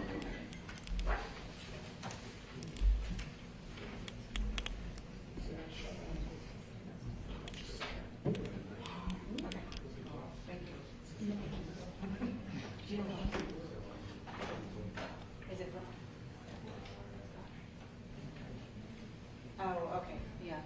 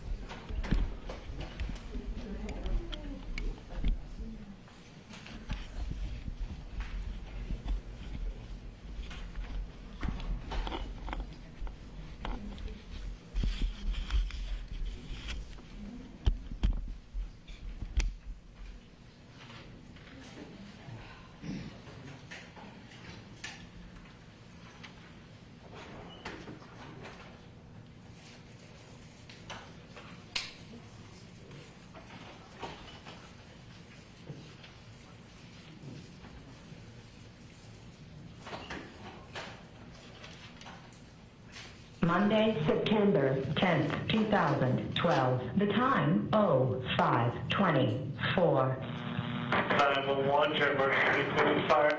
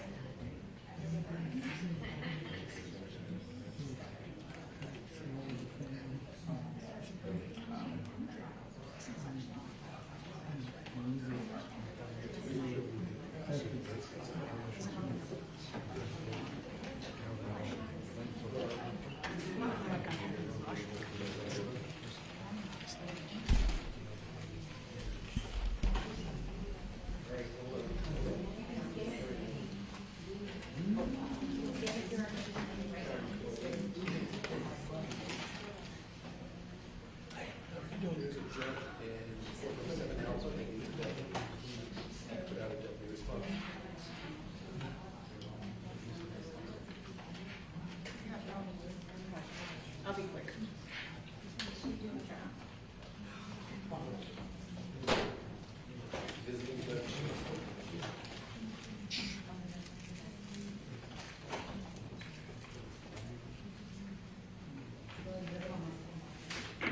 Do that again? Yes.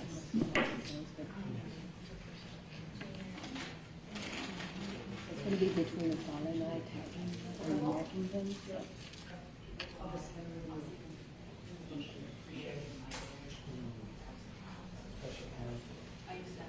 It's a visiting judge. We needed you at 2:50.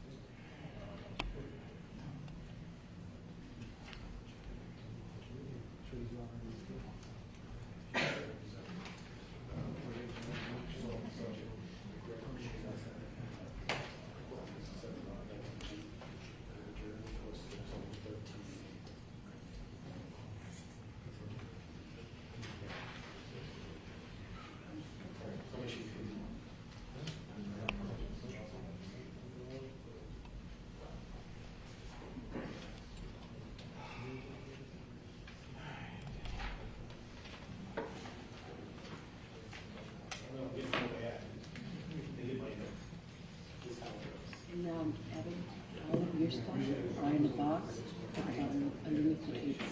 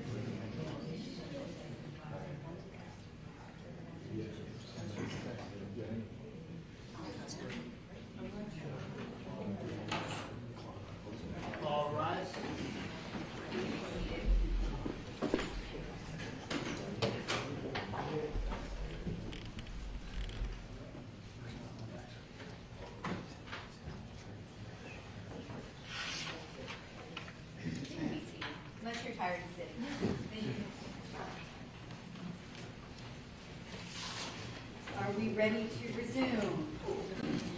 Thanks, Reggie. That's right, Your Honor. All right, record to reflect that counsel for each party is present as the defendant has been throughout. Let's bring the jury in. Mr. Williams, are you going to be using the video? I will not need the video after you can be over. Oh. Okay. And the audio. And the audio. All right.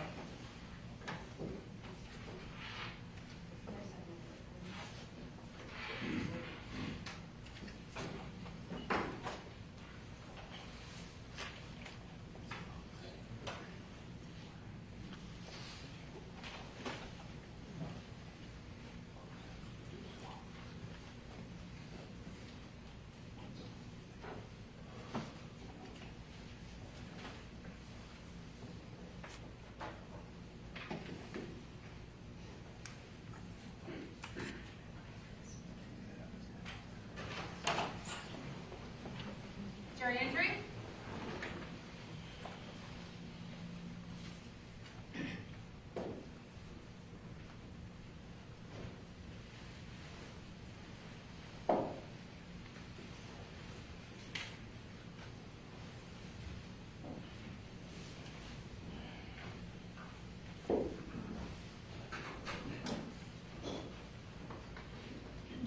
You may be seated.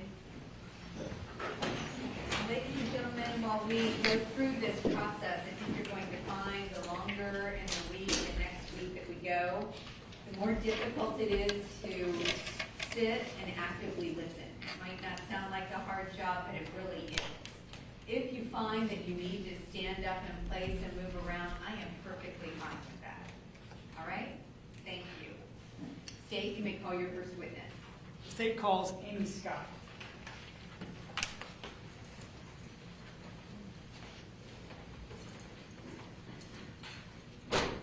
Amy Scott.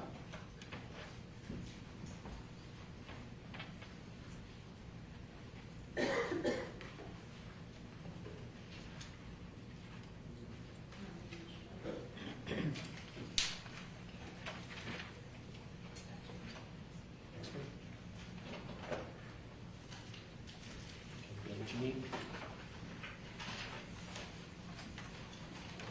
Raise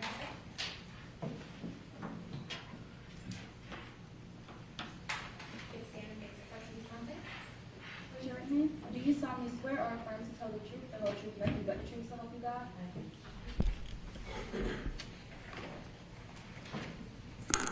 Good morning, ma'am. Could you state your name and spell your last name for the court reporter, please? My name's Amy Scott, S-C-O-T-T. Thank you. Mr. Williams, you may inquire. Thank you, Your Honor. Ms. Scott, what address do you currently live at? 648 Butterfly Creek Drive in Ocoee, Florida. And how long have you lived at that address? 26, almost 27 years. So were you living at that address back on September 10th of 2012? Yes, I was. And who lived with you at that time? My husband and my son.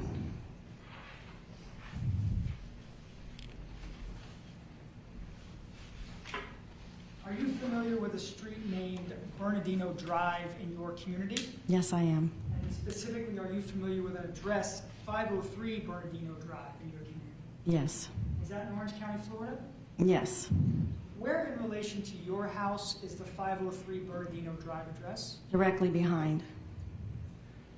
If I were to show you a map of your community, could you show us your house and the 503 Bernardino Drive address? Yes. And I approached the witness with what's been marked as state's composite A has been shown to counsel. You may. Ms. Scott, I'm showing you state's composite exhibit A. It's two, I guess I'll call them aerial photographs on a map. Could you look at each one? And tell me if you recognize what's depicted in those images? Well, the first one here is Bernardino Drive behind me, and then the second one, well, this right in front of it is ours, Butterfly Creek. I guess this is just a different view of it here. Do those aerial images seem to fairly and accurately depict your neighborhood as it's laid out or as it was in September of 2012? Yes. At this time, we ask the court to admit states A as states one. No objection. It will be admitted as states one. permission to publish date one once it's been marked by the clerk? You may. Thank you. All right, Mrs. Scott, I'm gonna put the exhibit on the screen so everyone can see it. Is that screen in front of you, is it on? Yes. You see a white? Yes. Okay, good, so you should be able to see what the jury sees. It's gonna get a little awkward because I may have to have you turn around every now and then. So,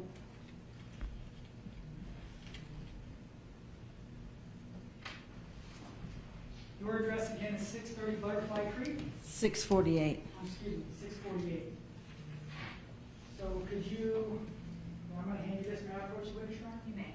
I'm gonna hand you this laser pointer, it's got a little green dot right there, see, it goes up. Mhm. So if you could just kind of swivel and show us, circle your house with that green dot, please. Right here. All right, and then 503 Bernardino Drive? Yes, ma'am. Okay, thank you so much.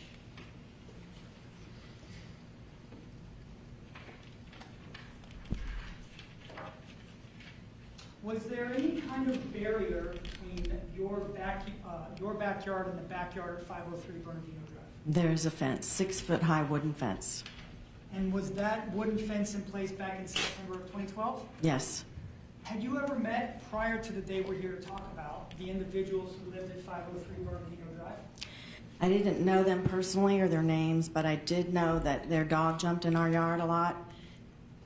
And so they would jump to get their dog or come around to get their dog. So you knew they had an escape artist dog? Yes. Gotcha. I'd like to take you back now to the early morning hours of September 10th, 2012. Do you remember something unusual happening that morning sometime before 6 a.m.? Yes. Can you tell us what you were doing that morning when this thing that happened got your attention? I was in the kitchen and I was getting ready for work. Right?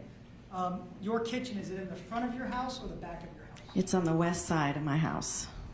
Right. So does it face Butterfly Creek? No, well, no. No. All right. Butterfly Creek here and Chicago Avenue. Really, there's a house in between us and Chicago Avenue. Yes, ma'am. So you're in the kitchen getting ready for work. What was it that got your attention? Well, the light was on, so I couldn't see outside, but I heard a doot-doot, because we have our trash cans are right outside the window. And I thought, oh, that sounded weird, like an animal maybe in the backyard. And then before I could even act or do anything, my front door bell was ringing. You heard the front doorbell ring. What did you do? So I went to look, and then I saw a girl with long black hair with blood dripping all down and screaming that she had been shot, or they had been shot. Where were you in your house when you saw the girl? So I can't see the front door from my kitchen, so I had to go towards the dining room, and then I was looking, and that's when I saw, I guess it was in the dining room looking at the front. There's a little panel. My door is here, and there's a little glass panel right here. So next to the door is a full glass panel that allows you to see out? Yes. And that's where you saw the woman? Yes, sir. All right. You told us what she said. Did you recognize her in that moment? Alex, I didn't know who she was, but I did recognize her from jumping over the fence to get the dog. What did you do when you saw the woman and heard her say that he'd been shot? I screamed and woke up my husband and son, who were in a dead sleep. What did your husband do when he came out? So he came and ran to the front door, and we have a dog, of course, and so he was trying to withhold the dog. The dog was barking, and my son woke up, and they were going to go open the door, and I went back to the kitchen because I went to get the phone because we have an alarm system, so I was going to turn off the alarm system, and I grabbed the phone at the same time to call 911. Did you in fact call 911? Yes, sir. Did you at any point that morning go out on the front step or in front of your house and observe what was going on in front of your house? Well, I went to the front door with the phone after I turned off the alarm, and then they were saying, oh, we have to transfer you, and I was, oh, don't. And then I was trying to say what was happening, and then I remember saying, don't transfer me, and then I said, they've been shot. And then once the door was open and my husband was standing there with the dog, that's when I saw the man on the ground. Right. You said you saw a man on the ground. Can you describe what you saw, please? Well, he was naked, young man, oh no, maybe early young man, and he had been shot through the back of his neck. He was bleeding. Now, could you tell for sure in that moment where you were that he had been shot, or could you just see that he had an injury? I could see that he was crunched down close, and you could just see that he had injury. I mean, I guess I didn't know if he had been shot, but she had been shot and was bleeding, and said, you know, You that made they, that assumption. right. Was he wearing any clothes? No, he was naked. You told us a moment ago that you called 911. May I approach the witness, Your Honor, with remarks? It's been counsel. Scott, I'm showing you a disc from Northwest State's Exhibit B. Do you recognize the writing on that disc? Yes. And do you recognize the writing because you signed that disc after you listened to it? Yes, I did. And does that disc contain the contents of your 911 call that morning? Does the call accurately and fairly represent the audio call you had with 911 that morning? Yes. Your Honor, we'd ask the court to admit stage B as stage 2. No objection, Your Honor. It will be admitted at stage 2. Commissioner published states exhibit 2 to the members of the jury. You may.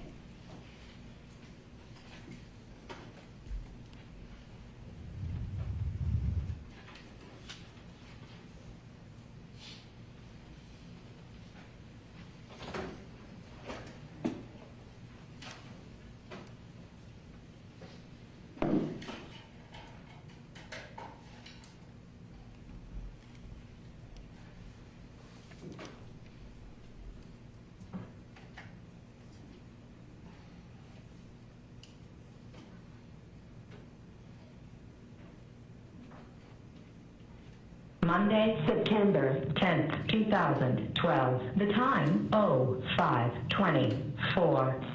911, your emergency police, fire, medical, this line is recorded. Medical, we have somebody that just came to our front door that been shot in the head and needs an ambulance. What's your address? 648 Butterfly Creek Drive, Curly, Florida.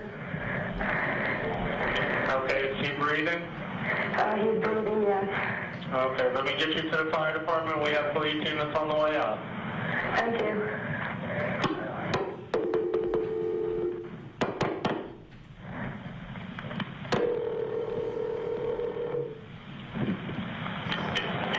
Fire Rescue, what's the address of the... This is a Troy. I'm sorry, what is the address? 648 Butterfly Creek Drive in Curly. Are you off of White Road? Yes. Okay, and what's the phone number you're calling from? 407-877-7290. Okay, tell me exactly what happened. I'm here in my home, and somebody just came to my front door, said they've been shot, and they need an ambulance. They're bleeding under my front porch. Okay, PD, are you responding? Yes. Yes, PD is en route. I don't know. I think we need police too, because... Yes, ma'am. This is the police department. We have the police on the way. Okay, and the ambulance? Yes, the ambulance is coming too. Hold on 1 second, ma'am. All right.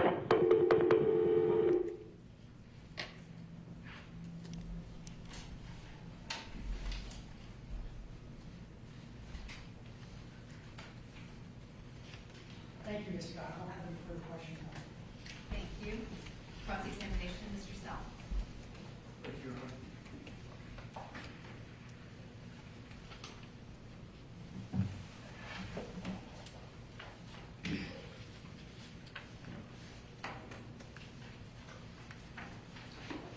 Good morning. Morning. You doing okay? Mm-hmm. Ms. Scott, Yes. You indicated that you were already awake at approximately 5:15 on the morning of September 10th, Yes. and you said you heard a noise near the garbage cans, Yes. and that's on the side of your house, correct? The west side. Right, facing Chicago. Yes. You then indicated that you heard, was it the doorbell ringing, or was it? Yes.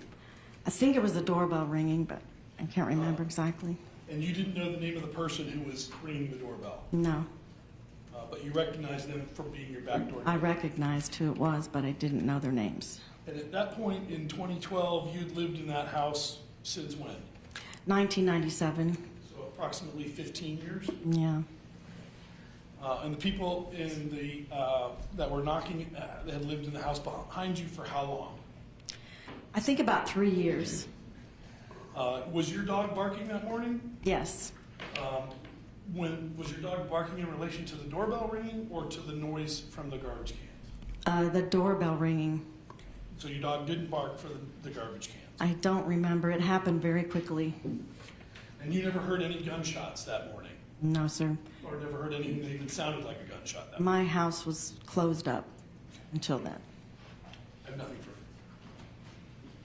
Thank you. Any redirect? You didn't hear gunshots, Ms. Scott? No, sir. But the people who came to the door said they were shot, right? Yes. And they had blood all over their head? Yes. No further questions. Thank you. May this witness be excused? She is excused for release by the state board, yes, ma'am. All right. Any objection to defense? Good. All right. Thank you, ma'am. You are free to go. Thank you. State, you may call your next witness. The state calls Brianna Campos.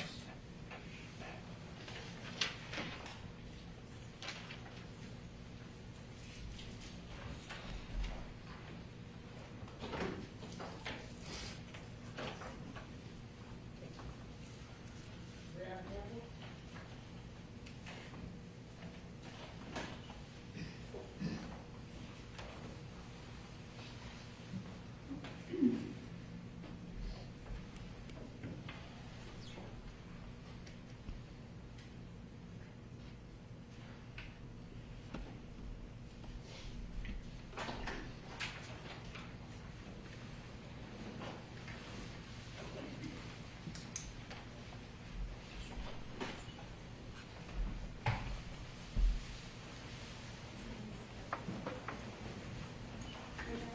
Do you solemnly swear or affirm to tell the truth, the whole truth, nothing but the truth, so help you God? Yes,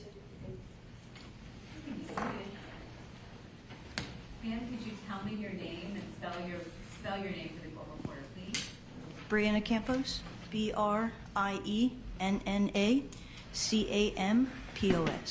Thank you. Mr. Williams, may I inquire? Thank you. Ms. Campos, are you currently employed? I am, yes. What kind of work do you do? I work as a set designer, freelance in film and television In what state do you currently reside? in Florida. Can you tell us a little bit about your educational background? I did my AA at Daytona State, and because of work, I never continued further than that for my architectural degree. Did you get any other degrees or any other education beyond architecture or aside from architecture? It was just a set design or a art and design program that Valencia and UCF had. Right. Ms. Campos, do you have any brothers or sisters? I have two brothers, Can you give us their names, please? Remington and Brandon. Which one is older? Remington. And how old is Remington now? You just turned 35. I need to take you now back to the summer of 2012. Were you the victim of crimes on multiple dates that summer?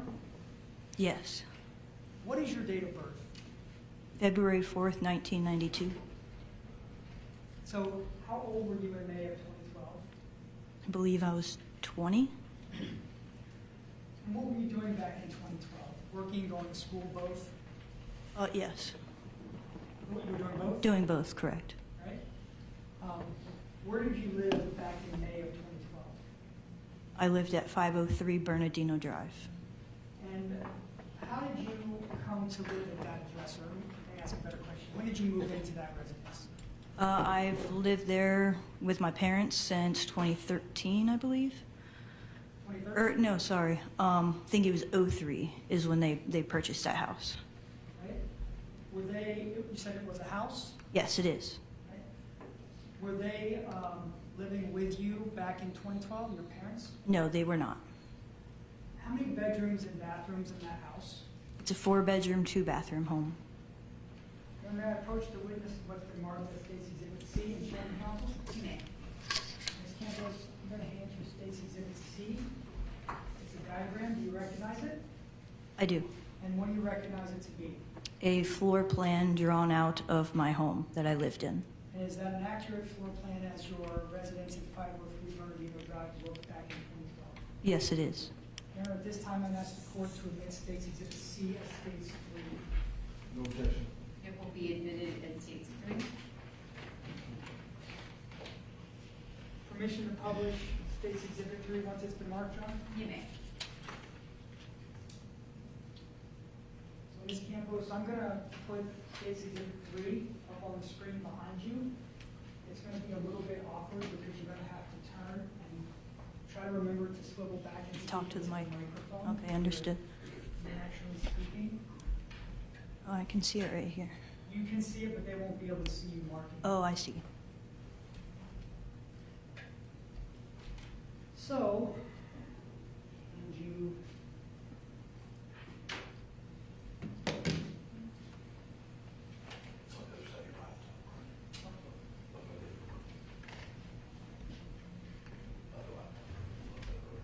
you. I'm going to hand you this laser pointer, Ms. Campos, and ask you some questions about the diagram and the layout of your home. Actually, move it up a little bit. Starting at the bottom, could you show us where the front door of the residence was? Right here. This is the front entrance is right here. All right, you said there were 4 bedrooms.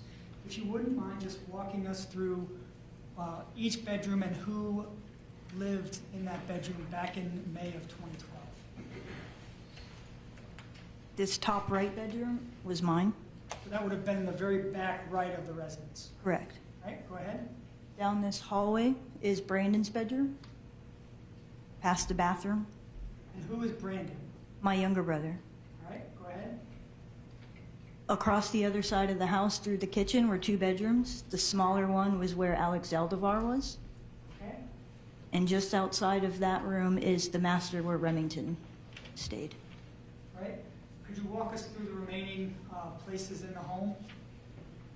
This was our dining area outside the kitchen, like a breakfast nook.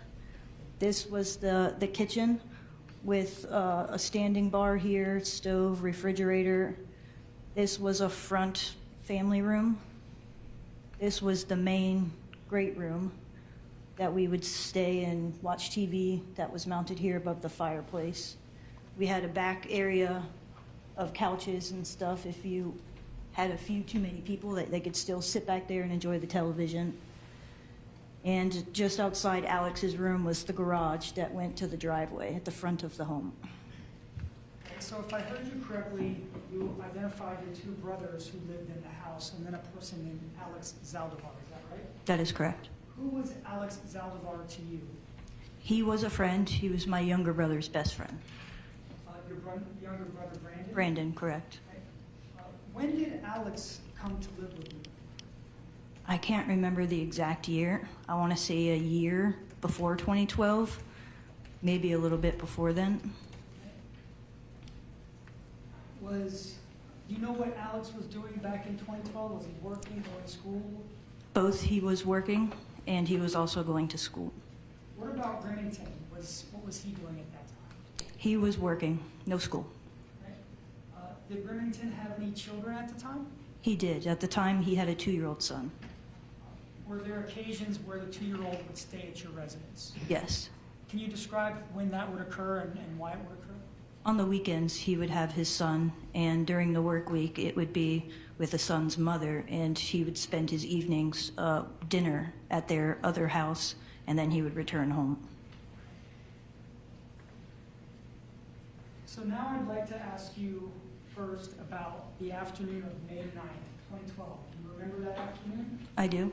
Where were you on the afternoon of May 9th, 2012? I was at home, not at school, and I did not have work that day. When the incident that we're going to talk about happened that day, where were you located within the home? I was located in the living room watching TV in one of the side chairs. Was anyone else present in the home on that afternoon? Yes. Who else was home that afternoon? William Harrington was there, as well as my younger brother Brandon, and also Alex Zaldivar. Who is William Harrington? He is a friend of Brandon's, and they also went to school together. Do you know where Remington was on the afternoon of May 9th, 2012? He had a full-time job, so he was working. Now, you said that Alex was home. Do you know where he was when you were in the living room? I knew he was in his bedroom, yeah. Now, prior to the crime that we're here to talk about being committed, did you notice something unusual outside your residence on the street? Yes. What did you notice? While we were watching TV, the blinds are slightly opened, and it was causing a glare, so anytime there would be a dark scene in the Netflix show that we were watching, you could see right through the front windows that were open, and you could see if someone was walking their dog or cars going by, and we saw a certain vehicle go by like 2 or 3 times, and it seemed like they might have been lost or they were looking for a house to deliver a pizza. We get a lot of traffic because of the park at the end of the road, and sometimes people can't find it. And we noted that. Can you describe the vehicle that you saw go past a few times? It looked like it was a dark purple or a bluish color, and I noticed on the side of it, it had, I want to describe it as almost like fins or like ribs in the body of the vehicle. Did there come a point where there was a knock on your front door that afternoon? Yes, there was. Do you know approximately how long it was after you had been seeing the vehicle go back and forth? Maybe 10 minutes. So what happened after the knock on your door? I looked over at Brandon and asked him if he was expecting anyone. And he said, no. Are you? And I said, no. So I looked at him and said, go open the door. Right. How old was Brandon at the time? Maybe a better question is how far apart are the two of you? Oh, we are a year apart. Was he a year younger? Correct. All right. So did Brandon go to the front door? He did, yes. Did you watch him do that? No, I was still facing the television. What's the next thing that you saw or heard? I heard him open the door, and then I heard someone say, is Brianna home? And that's when I turned over, and it's Brandon facing me with the door not all the way open, but he has a look on his face of kind of panic or fear, and then he just motioned with his arms, waving me over to the door, like, come here. And so I got up and I walked over, and as soon as the door, I peeked around to see who was there asking for me. That's when I heard, get the fuck back, get the fuck back. And then me and Brandon both had to step back into the house, and 2 people pointing guns at our face pushed us in the house and shut the door. All right, so, and I want to make sure I understand the sequence. You're walking towards the door and you see 2 individuals, is that right? It wasn't until I was in the doorway that I... Right. And you said that both of these people had firearms? Correct. Were you able to describe the firearms in any way? No. Right? Did they give you commands? Yes. Get back, get back. Right? Did you go back in the house? Yes, we did. And then they proceeded to tell us to get down, don't look, and lay face down. Where was Will at that point, Will Harrington? He was sitting on the love seat. Did you see Will Harrington's reaction to the 2 men? Were they, I shouldn't say men, were they both men? Yes, they were both male. Can you describe them physically in any way? Oh, they were tall, of dark skin color. One had kind of short hair. The other one, I can't recall his hair. I believe he had braids or like cornrows. They were both in athletic wear, basketball shoes, basketball shorts, and just colored t-shirts. Right. Did they have anything disguising their faces? No. Or I should say covering their faces? No, they did not. So going back to Will, you saw Will. How did he react to the 2 men coming in the living room? He was scared, so he didn't move upon the first 1 or 2 commands. He kind of sat there until where they said, you know, get the fuck down, and put the gun right up to his head. And then he laid down on the floor. Were you giving commands at that point? No, I was just listening to what their orders were at that point. All right. So Will's on the floor. Where was Brandon? Brandon was also on the floor with me. And so you ended up on the floor as well? Yes. Right? So it's the 3 of you. At some point, did you become aware that Alex came into the room? Yes, but it was quite some time. Right? So when you first get on the floor, when you're ordered on the floor, can you describe what happens in the coming minutes? The first thing that they asked was where are the drugs and where's the money, and we all just kind of fell silent. And then they said, where's the drugs and where's the money? I'm not going to ask again. And then again, we didn't say anything. Me, Will, and Brandon are laying with our faces side by side and kind of looking at each other like, what's happening? They mentioned someone's name. I want to say it started with a D, like Dustin. Where's Dustin? And there was no one named Dustin that lived in the house or has ever lived in that house. I don't even have a friend named Dustin. And so we laid there, and then that's when what I found out his name to be was Bessman. He picked me up and then asked where my bedroom was, and I told him where it was, and then he pulled me into my bedroom and kept asking me where are the drugs and where's the money. And at the time I did housekeeping, and the only thing I had to offer him was like $20 bills from tips that I get when I enter the room and pick them up after I do the cleanings. So I handed him that, and he was disappointed, brought me back out into the living room, asked repeatedly more times. None of us said anything. And then I said, you're just going to be disappointed, we don't have anything. And so I heard him rummaging more through the house, came out with backpacks and a couple of our duffel bags, took out whatever contents were in it, and then continued to go through the house and just steal whatever electronics and fill the bags. So you told us that the man you later knew as, or came to know was Bessman, took you into your room, is that right? That is correct. Do you see the man here in the courtroom here today that picked you up and carried you into your room on May 9th of 2012? Yes, I do. Could you please point to him and describe an article of his clothing? He's sitting in the center, and he's wearing a red tie with a white shirt. And may the record reflect the witnesses identified in the thing. Record will show reflect. So, Ms. Campos, you say carried you into your room. Can you describe that physically? How was it that you were moved from the floor of your living room into your room? He physically grabbed from behind me because I was laying face down under my armpits and forced me to get to my feet. And then he kept one arm underneath my armpit holding my bicep and held on to me the whole time while he was walking me into my room and asking me. Did he have a firearm when he was doing this? He did, but it was not pointed at me. All right. So eventually you end up back in the floor in the living room after he takes the money from the tips. Yes, correct. You've identified Bessman Okafor as the man who came into your house. Did he have any distinctive characteristics that you remember that day? Yes, I did. What were they? He had in his eyebrow, like he took razors and cut the hair to give little slash marks. And also the black t-shirt he was wearing had a low-cut V-neck. And I was able to note a scar he had in the center of his chest. You described rummaging and going through your property in the house. That's what you could hear, is that right? That is correct, yes.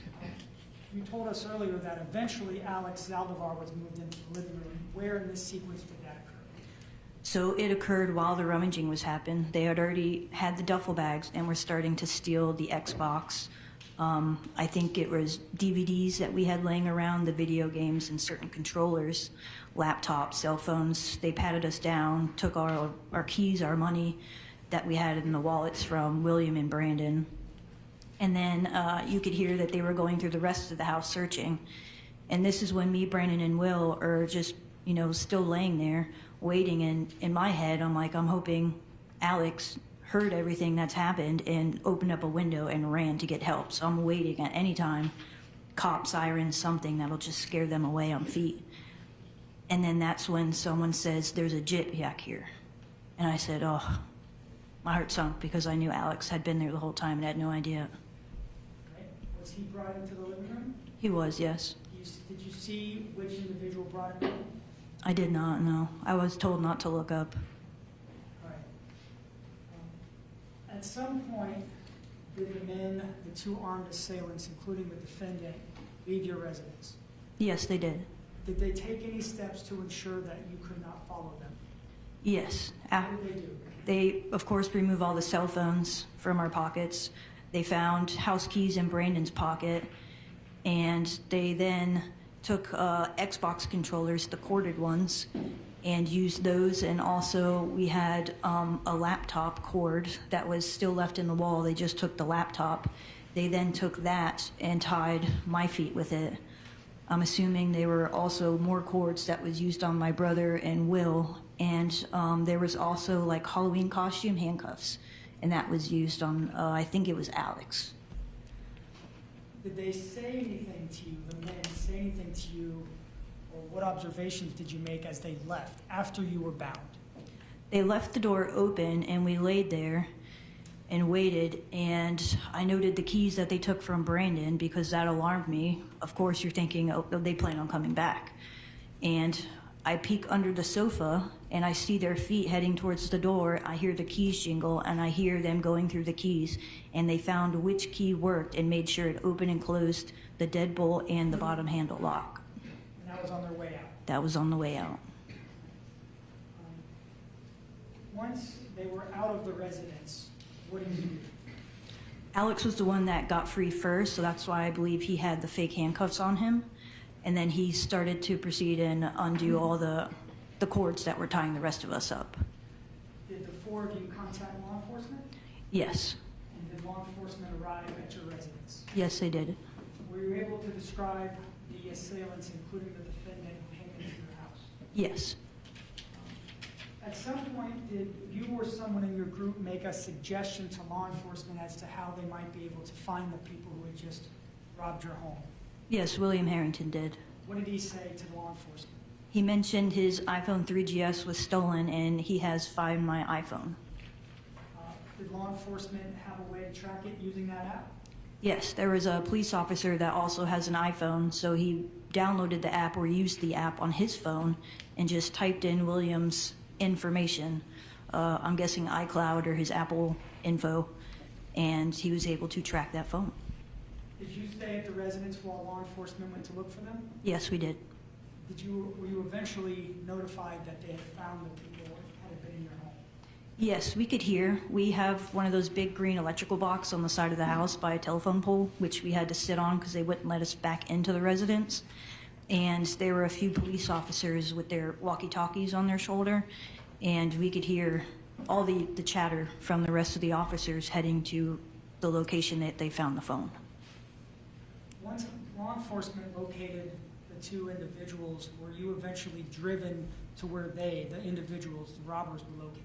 Yes, we were.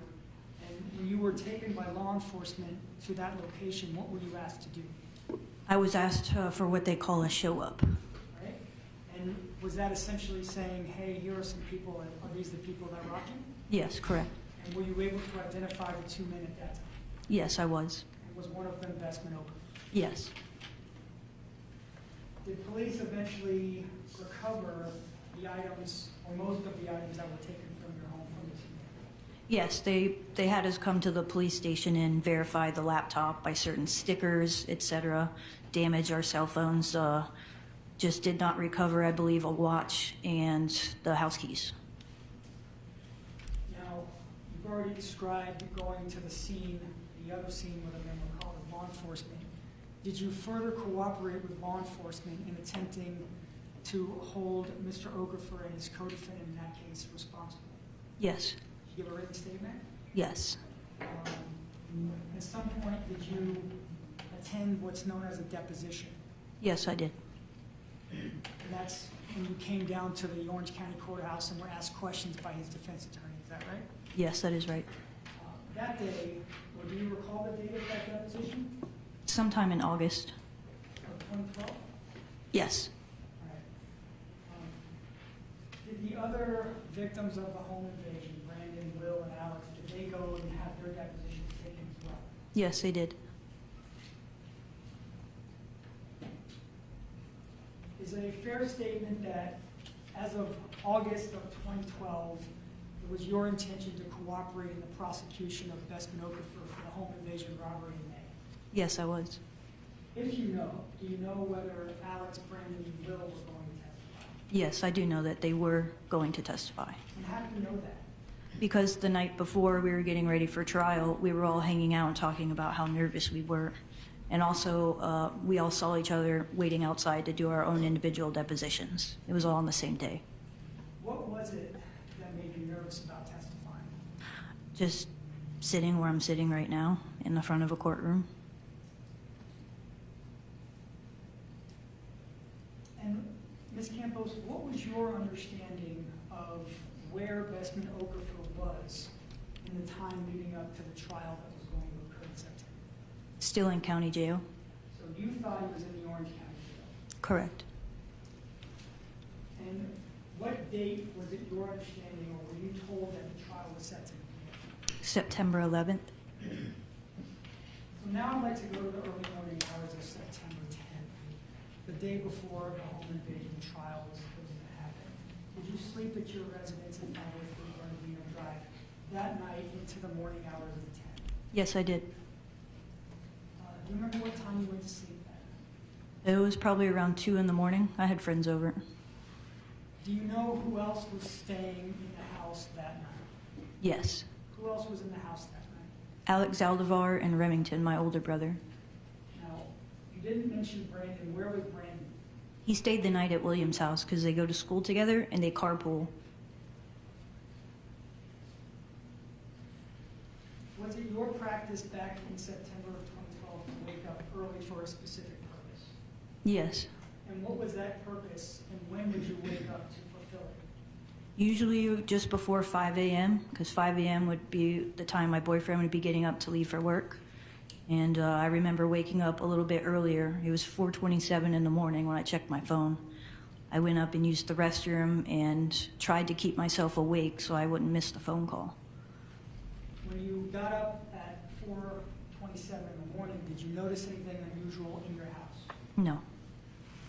Were you successful in staying awake? No, I was not. Right? So you go back to sleep.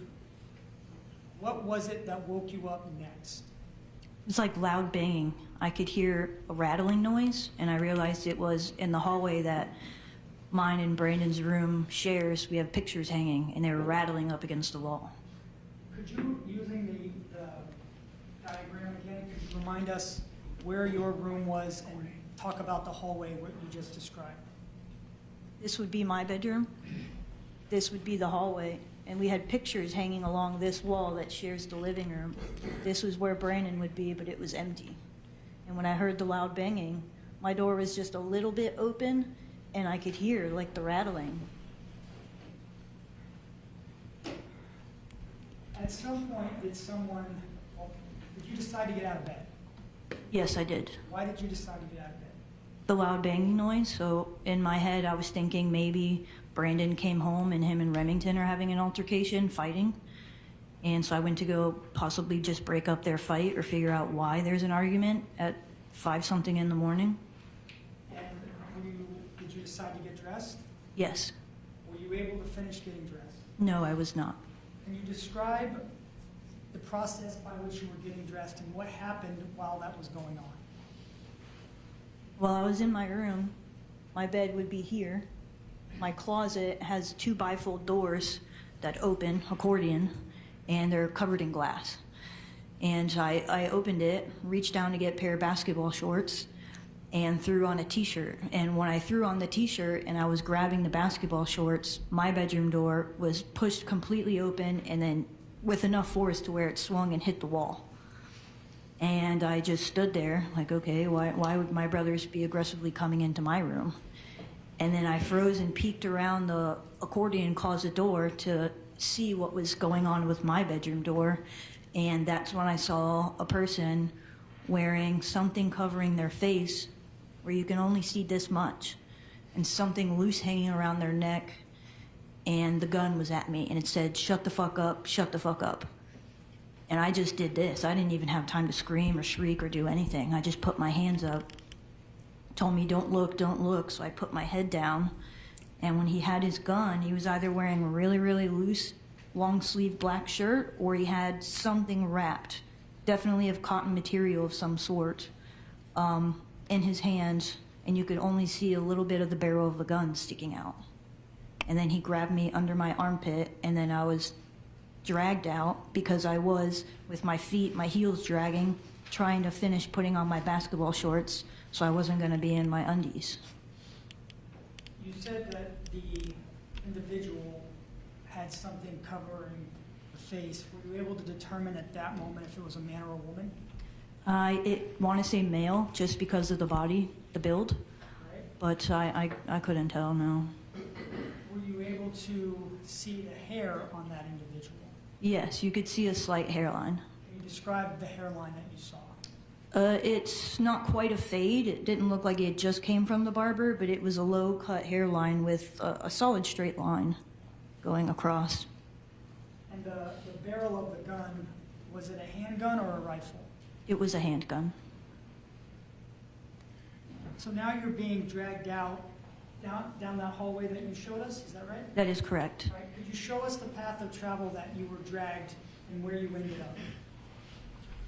I was dragged out of this door, down this hallway, and here, it's hard to tell, but it is just a cased opening that comes into this living room. Is that where you were taken into the living room? That is correct. What, if any, observations were you able to make as you were being dragged into the living room? I immediately saw Alex Zaldivar already laying down on the ground. Can you describe how he was positioned on the ground? He was laying face down with his ankles crossed and his hands behind his back, similar to how we laid during the first home invasion. Was he clothed? I don't know if he was wearing a t-shirt. I know he was in a pair of shorts. Once you got to the living room, were you given any commands or told to do anything? Just to not move and don't look. As you were being, was the house dark? Yes, no lights on. When you were being drug in and you saw Alex, did you see any other assailants at that moment? I knew that there was someone in there because there was an individual that was making sure Alex would not move. So where were you placed once you got into the living room? I would have been placed directly in front of Alex. My head would have been here with my feet facing the hallway that I exited. So you were head to head, so to speak. That is correct. Right? What happened when you got placed on the floor of your living room that morning? I heard, once again, is this the house that was robbed before? And I didn't say anything, and I was like, okay, this is certainly not a question that I'm comfortable with hearing, because that means they know something. Whether it was on the news, they know something and they know us. And that's when the thought of those house keys came into my head again. So I continued to lay there, and myself and Alex, we never said anything. And then I started to hear a noise from the backside of the house. And I knew it was Remington that was now being drug out. Were you ever able to look up to see Remington being drug out? Just the feet, where I could tilt my head, so I saw his feet when he came in, and then also when they placed him on the ground. Where was he positioned in relation to you and Alex Alvarado? I believe he was next to Alex. I just don't recall if it was this side or this side of Alex. So again, his head would have been facing your head, not touching the area. That is correct, yes. Did you see anyone with Remington when he was brought out? I just knew that there was a person with him because there were two people that were originally in the living room, and I knew that there was only one left that was guarding me and Alex. Was anyone giving Remington orders that you could hear? No, I couldn't hear. I just heard ruckus. So at this point, the three of you, Remington, and Alex, are all on the floor of your living room, is that right? Yes. And you're face down? Correct. You mentioned a moment ago a statement that you heard one of the assailants make. Did you hear any other statements that morning while you were on the floor of the living room? Oh, they asked if there was drugs and money again, and nobody said anything. And after them repeatedly asking, I said, you're just going to be disappointed. Take the electronics and just leave again. Okay. Did you hear them ask any other questions? I think it was just repeated drugs and the money. And then when I made the comment, you're going to be disappointed, take the stuff and leave, that's when someone that was in the living room said, well, it looks like someone's going to die tonight. Did they ever inquire about anybody who was not there? Yes, they asked where are the other two. And did they ever ask about your brother Remington? Yes, they asked who's the naked guy. Did you say anything to the assailants other than you're going to be disappointed? When they asked about the other two, I told them that they weren't there, and they said, where are they? And I said, they have school. They're not going to be here tonight. And he said, well, we'll just wait. And I just stayed silent. Are they really going to wait here until they get out of school? And I think that was the end of the conversation. Then that's when they asked who the naked guy was. And I told them it was my older brother. And then it was more silence.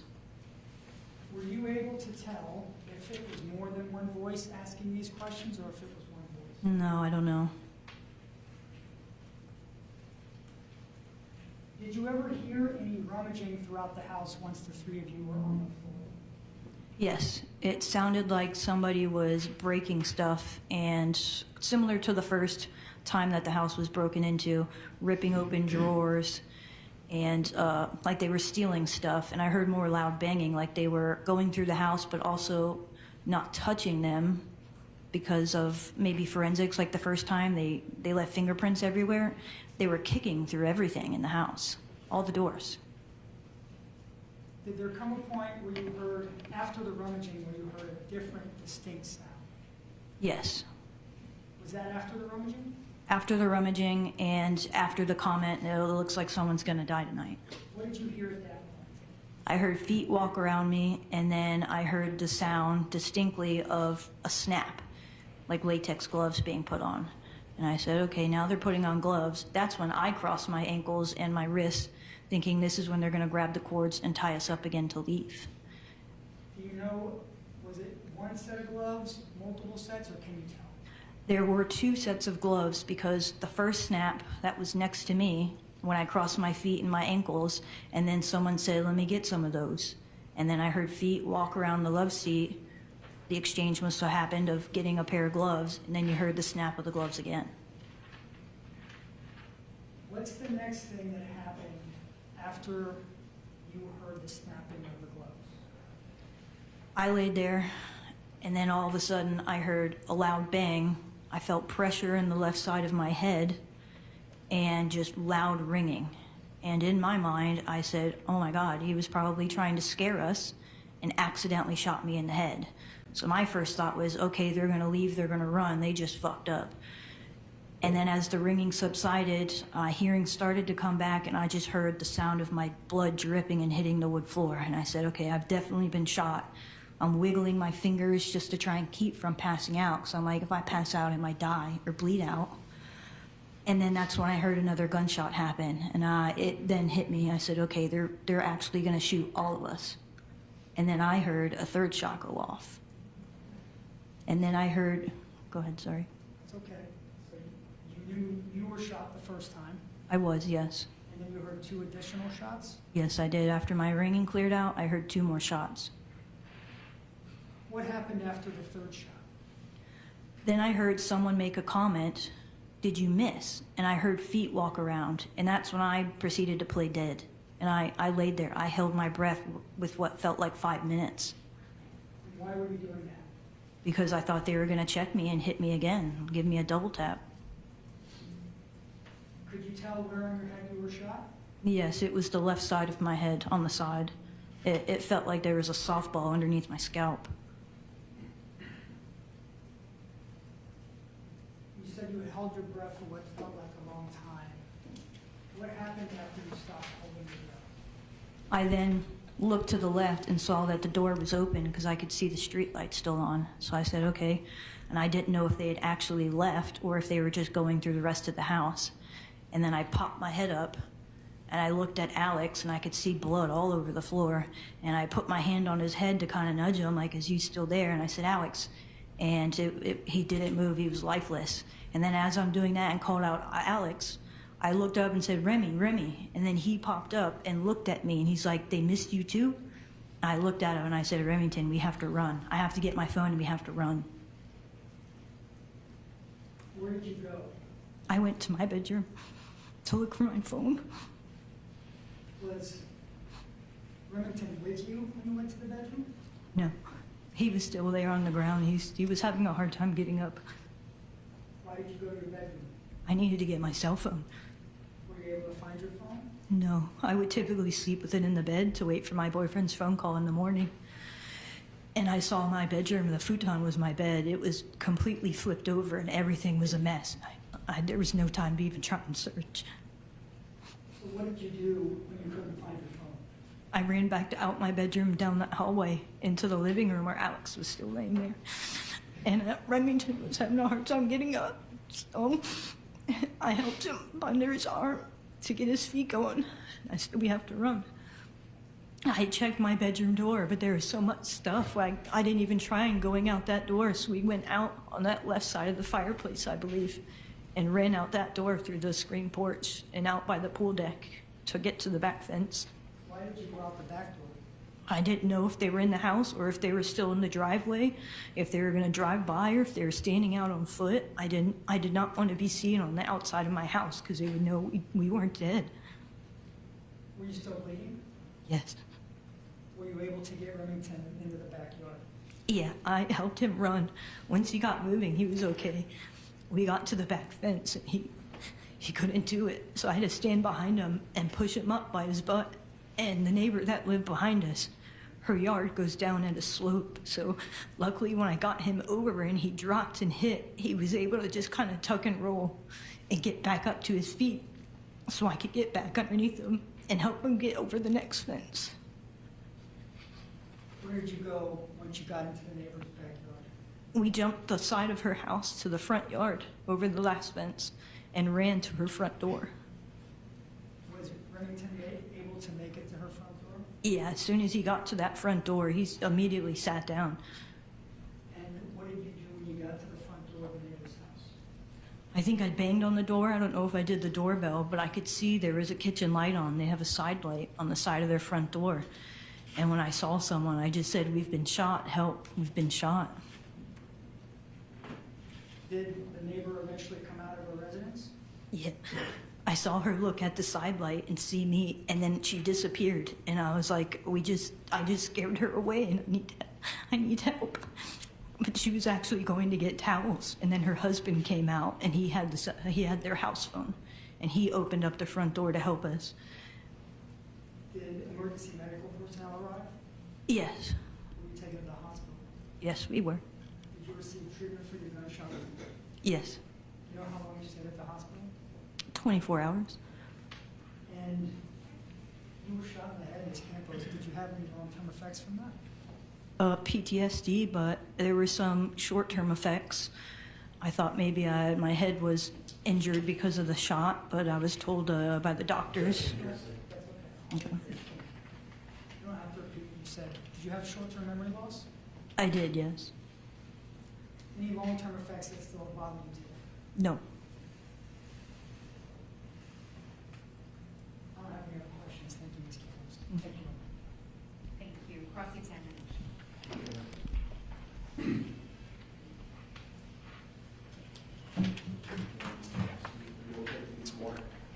I would just like tissues. If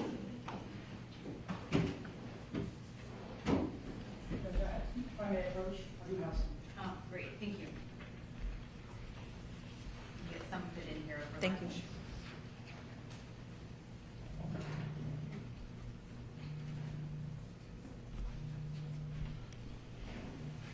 Yeah, thank you. Ms. Campos, now, I want to talk to you about the home invasion robbery, the first one. Okay. Now, when Bessman Okafor came to your front door, he knew a lot about you, right? He definitely knew my name, but he pronounced it incorrectly. Right. He actually knew your first and last name, right? I don't know. I just know he knew my first name.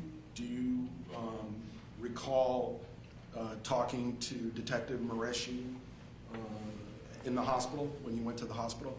Vaguely, yes. You were interviewed and it was recorded? Yeah, I think I was still in the emergency room. I don't know if it was before or after I was the Staples or not. Okay.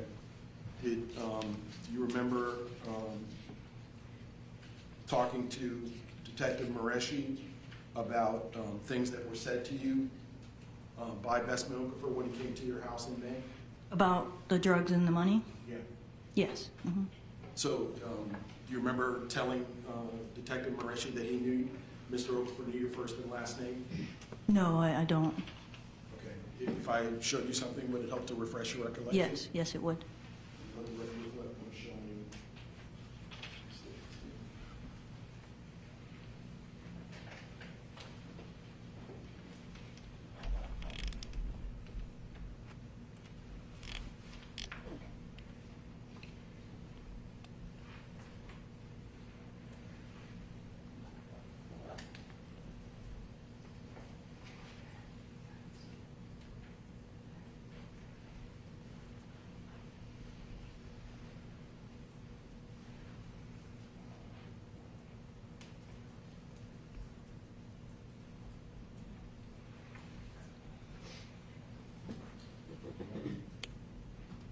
approach the witness, Your Honor? You may. Ma'am, I'm showing you the transcript of the statement that you gave, and I just penciled a little, because it's kind of a long paragraph on this page. I penciled a little arrow here just for the section. If you could read that from there down to yourself, more or less, and let me know when you're done.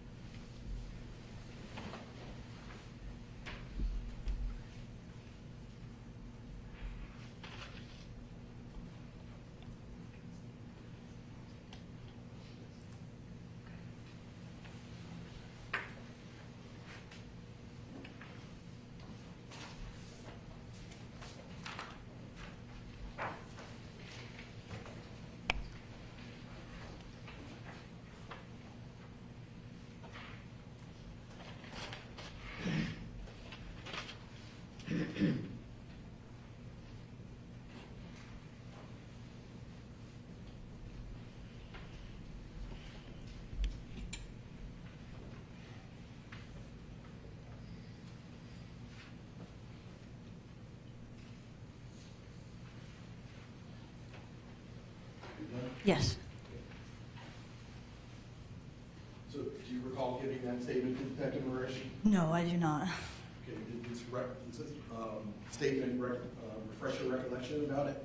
No, I don't remember any of that. I recognize some of the details in there referring to Bessman's mother, that her, with Okay, her.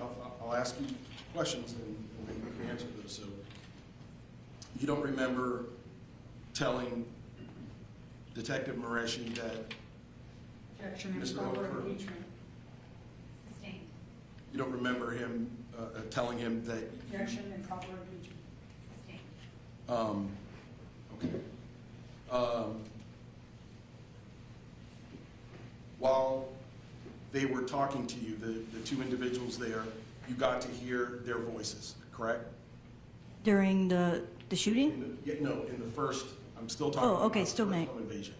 Yes, I did hear their voices. Okay. Now, let's talk about the September shooting. Now, the people who came in to that house, you stated that there were two men who came into the house, correct? Yes. And it is correct, isn't it, that as soon as they came in, they asked you, was this the house that was robbed not too long ago? They did ask if it was the same house that was robbed. Now, when they came in, they never came in with keys, right? You talked about the house keys. I don't know. You never saw any house keys? During the shooting? No, I wouldn't know. Never heard anyone attempting to open the door with keys? No, I was asleep until I heard them already in the house. That's when I awoke. Okay. And right after that, they started asking where are the drugs? Yes.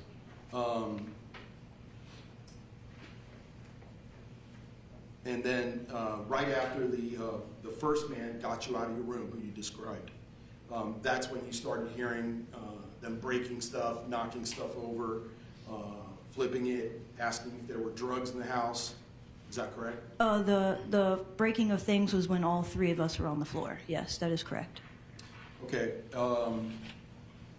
Now, when you were asked by those individuals if there were drugs, do you recall you told them that they were going to be disappointed again like the first guy, right? That is correct.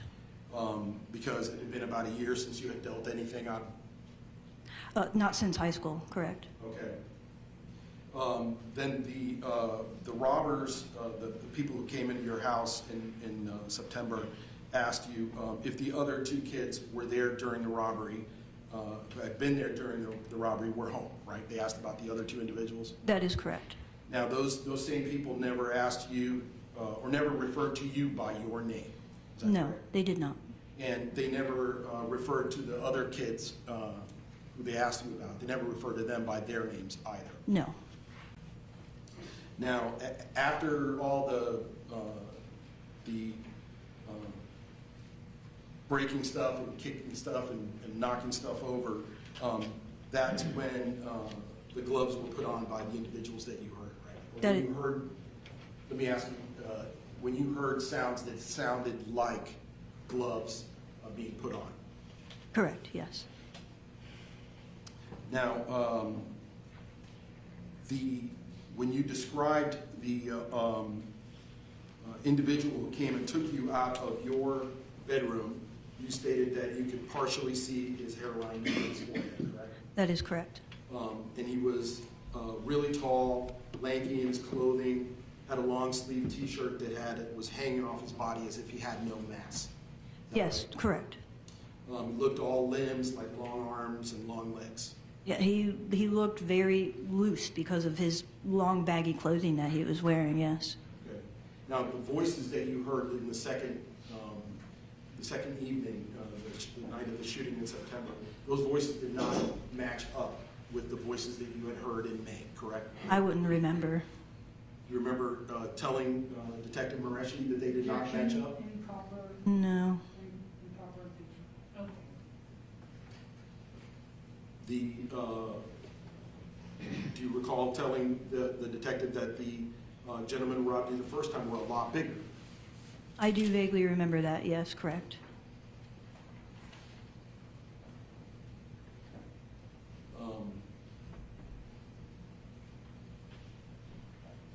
There was, you stated on direct examination that there was one individual who stayed with you in the living room and one individual who had left the living room and got, I believe you said, Remington out of his room, correct? That is correct. And that was the person who asked you, well,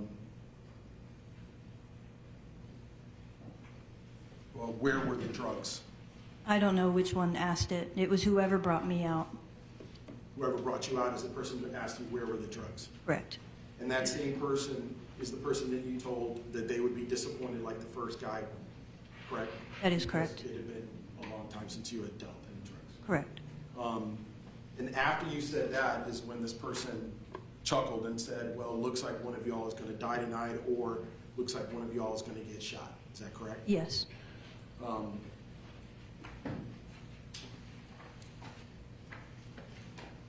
Now, you stated on direct that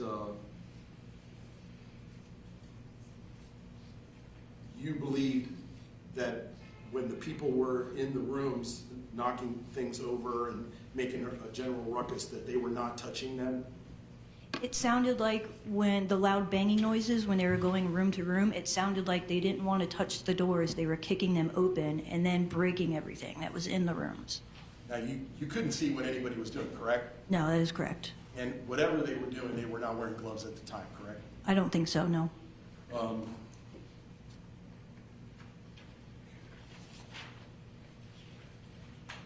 believe that's all I have at this time.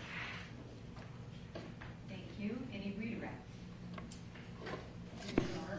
So that I'm clear, Ms. Campos, when the defendant invaded your home on May 9th of 2012, there were 4 of you present, right?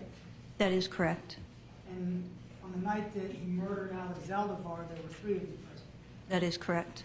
And the question was, you heard asked was, where are the other 2? Right? That is correct. So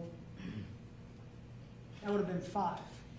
That's after they asked who's the naked guy. Right. And I had told them it's my older brother. So whoever was asking that question specifically recognized that your brother had not been there before. That is correct. That's all. Thank you, ma'am. Thank you. May this witness be excused? She is excused, Your Honor, yes. Defense, any objection? No objection. You are free to go now. Thank you. If I could see the attorney secretary for Mr. Mosley, please.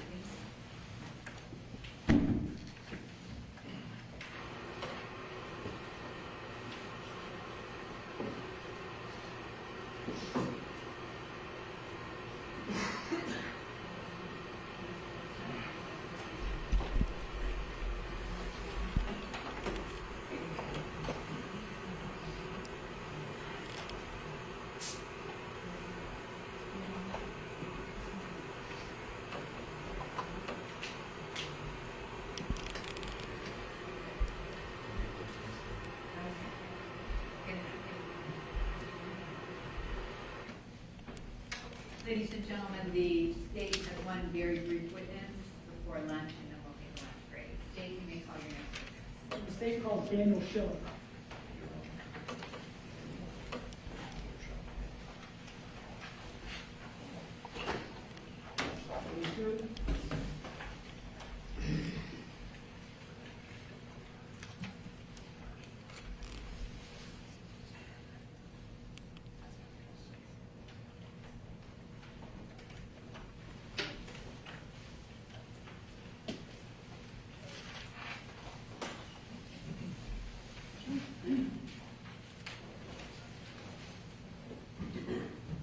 Do you solemnly swear or affirm to tell the truth, the whole truth, nothing but the truth, so help you God? I do. Thank you. You may be seated. Sir, could you state your name and spell your last name to the court reporter, please? Officer Daniel Shilling, Schilling. Thank you. You may inquire. Thank you, Your Honor. Where are you currently employed, sir? The Ocoee Police Department, How long have you been a member of the Ocoee Police Department? since June 1st, 2009. And how were you employed, or in what role were you employed in the Ocoee Police Department back on September 10th of 2012? I was a patrol officer assigned to night shift, When did the night shift start? 6 p.m. to 6 a.m. As a patrol officer, did you wear a full police uniform like the one you have on here today? Yes, And specifically back on September 10th, the morning of September 10th, did you drive a marked patrol car? I did. Lights on top, insignia on the side? Yes, sir. I want to take you back to that morning of September 10th. Did you get a call around 5:24 a.m. regarding a shooting that occurred in the city of Ocoee?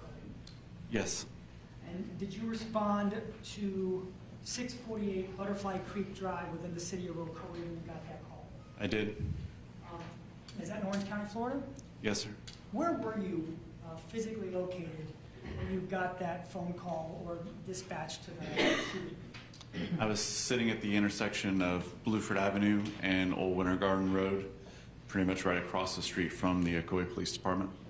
And can you tell the members of the jury approximately how far it was from where you were sitting to the location at 648 Butterfly Creek? It's about a 90-second to 2-minute drive going lights and sirens. Going lights and sirens means, if I'm wrong, tell me, sirens are on, lights are on top, and you're going as fast as you can, respecting the public and safety. Is that fair? Correct. Is that what you did when you got the call here, lights and sirens? Yes, sir.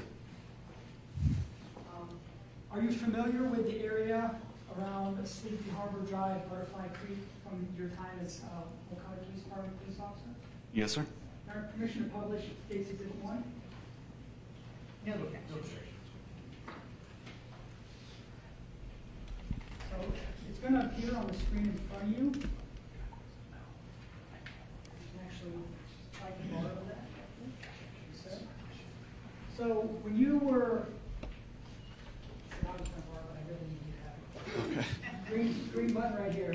All right. I see a road, Orlando Avenue, and remember you're going to have to speak into the microphone and pivot, so it's going to be a little awkward.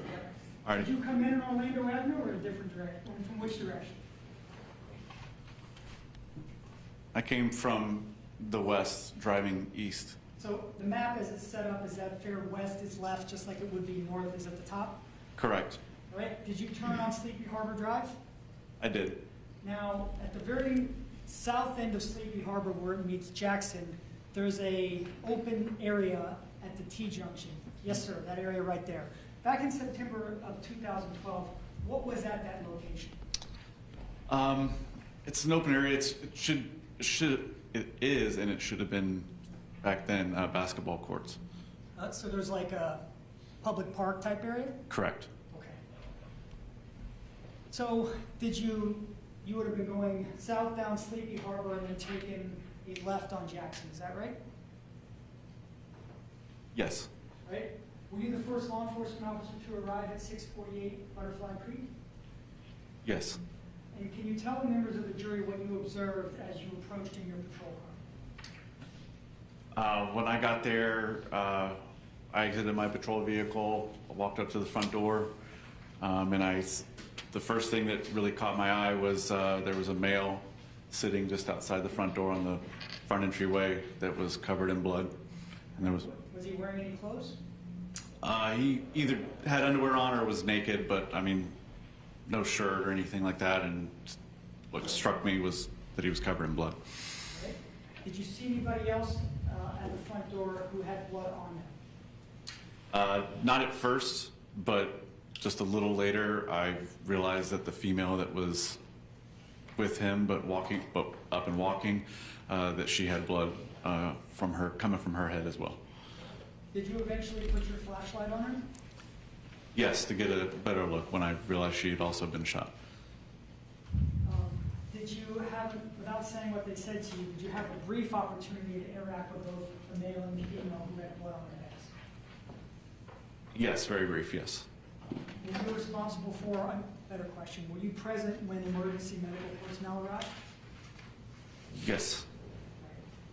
And were those two, the male and the female with blood on their heads, were they transported for emergency medical treatment? Yes.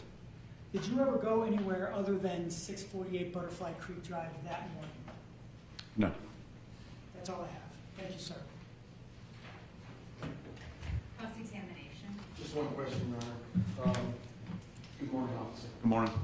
So as you sit here today, your testimony to the jury is that none of the witnesses ever told you anything about the details of the crime, gave you any description of the people, or the number of the people involved. Is that correct? That's correct. Okay. That's all I have. Any redirect? No, Your Honor. May this witness be excused? It's excused and released. Yes, Your Honor. You are free to go. Thank you. You're free to go. Thank you. Thank you. Ladies and gentlemen, I'm going to give you a lunch recess at this time. I'm going to ask that you look at your watch. Mine says it's 12 o'clock. I'm going to ask that you be back at the location designated by the court deputies at 1:15. That should give you time to get out of the building, get something to eat, and get processed back into the building and back up here on the 19th floor. I have the same instructions that I have had for you the other times that we parted. Do not discuss the case among yourselves. Do not discuss it with anyone else. Do not do any independent research while you're away from us. Do not watch any news accounts or read any news accounts with regard to this case. Can everybody do that? Yes. All right. Leave your pads and pens on the chairs. They will be there when you return. And I will see you back at 1:15. Trey Anthony?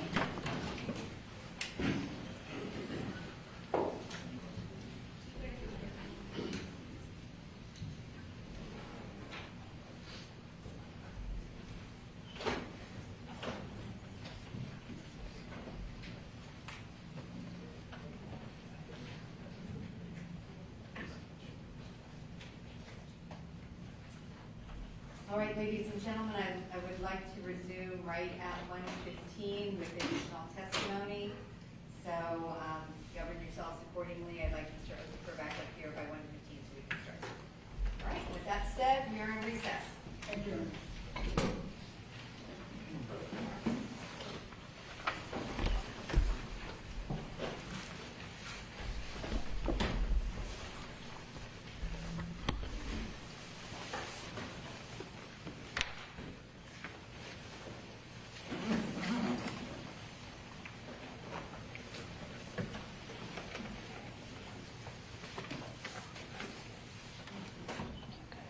And then I'll just leave it.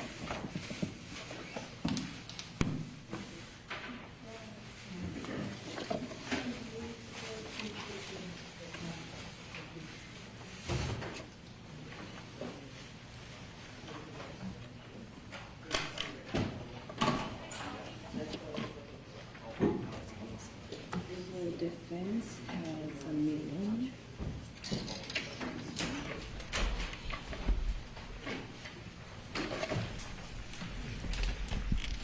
Okay.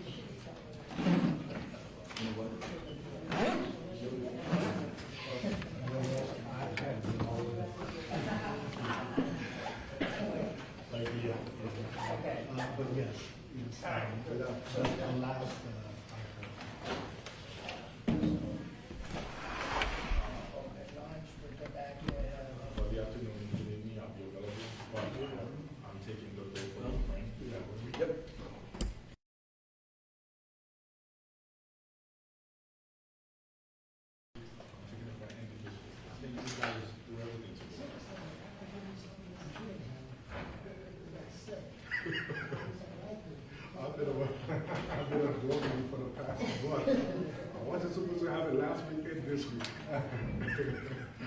Hey, let me know. Yeah. Let me know if you need anything. Yeah. I'll be good. Let me know. I'll be good. So I'll let you know. All right. All right. 1:15. I'll see you in an hour. Yeah.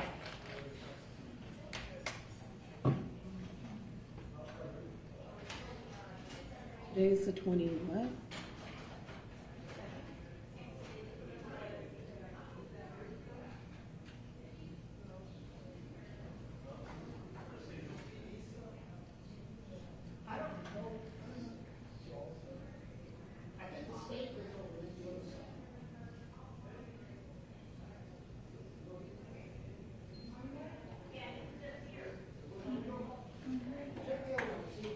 Have a good lunch. Huh?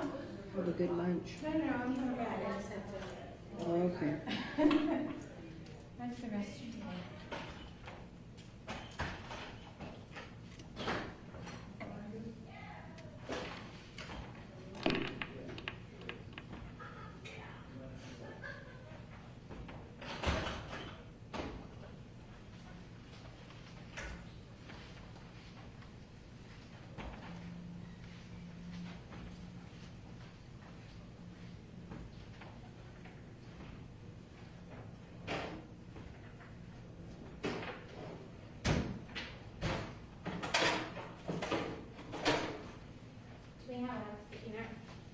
They don't have no supplies here. We gotta bring them. So I need to leave a note for the judge. Here. Juror 641. Okay. Is juror 641 okay? Yeah.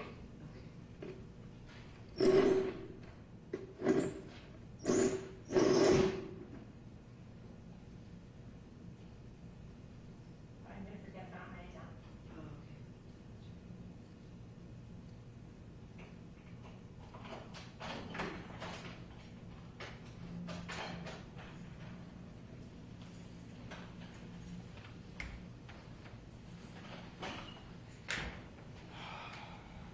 I'm exhausted, I'm hungry.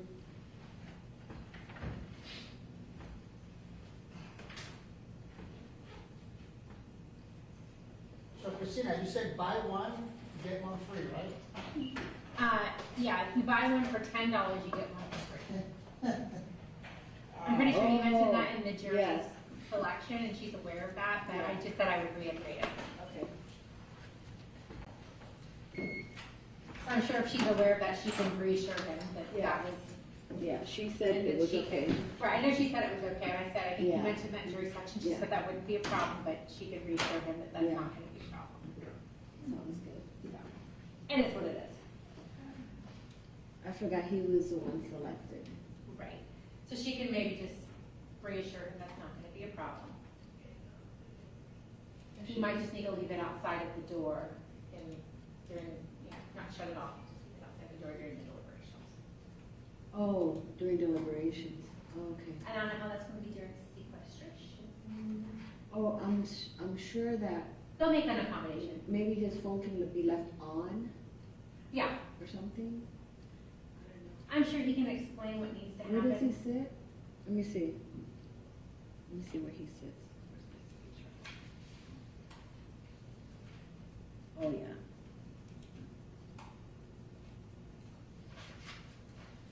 And leave it on maybe with a deputy during the sequestration, that way if it goes off, He can let him know.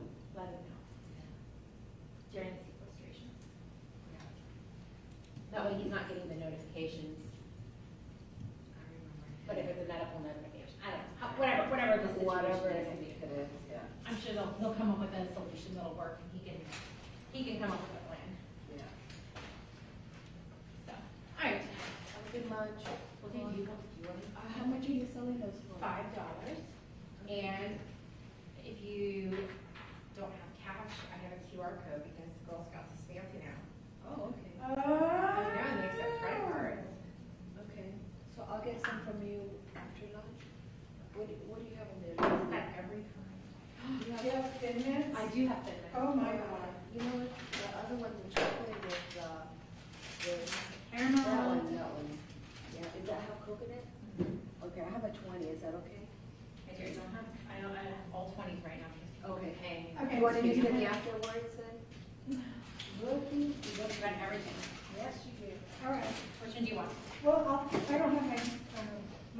so I'll come back up. Okay. So I can use my card? Yep, you can use your card. Wow. And Girl Scouts is fancy now. I guess so. We got QR codes and all kinds of stuff. We're making it simple for the girls. Making it simple for us. I know. It's been a while since anybody sold, Girl Scouts. I know. Like didn't before know last this year, was right? here. I mean, I sold it last year for my daughter. Well, it was one of the JAs, she would come constantly, so it was like all the time, but then it kind of stopped for a good while after she left. And so we haven't. Well, I'll be back. Okay, sounds good. I'll get it to you. Yes, I will see you after lunch. And I might have change. Because people. I'll get some change on the way up. If not, you know, the QR code always Oh, goes okay. with the thing. If I might have changed by then. Because I'm sure people look at me up.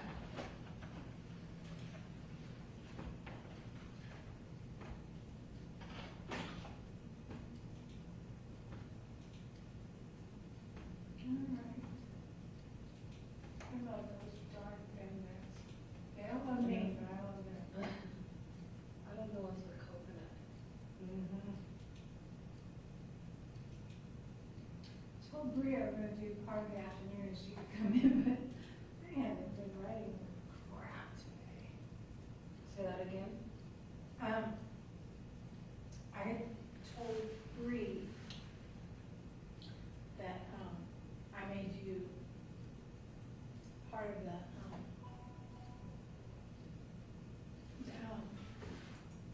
afternoon, and then she could do that.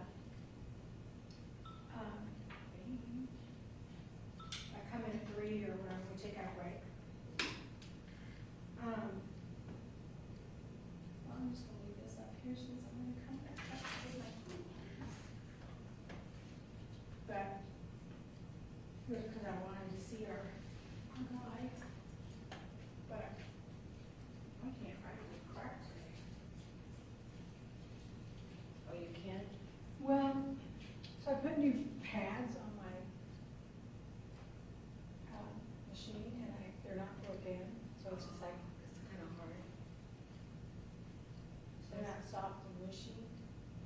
So, Are they reading what your transcript? That's okay. Yes. Opening, I was watching the movie. I know, just listen, quit reading. Yeah. I mean, everybody's close now. Yeah.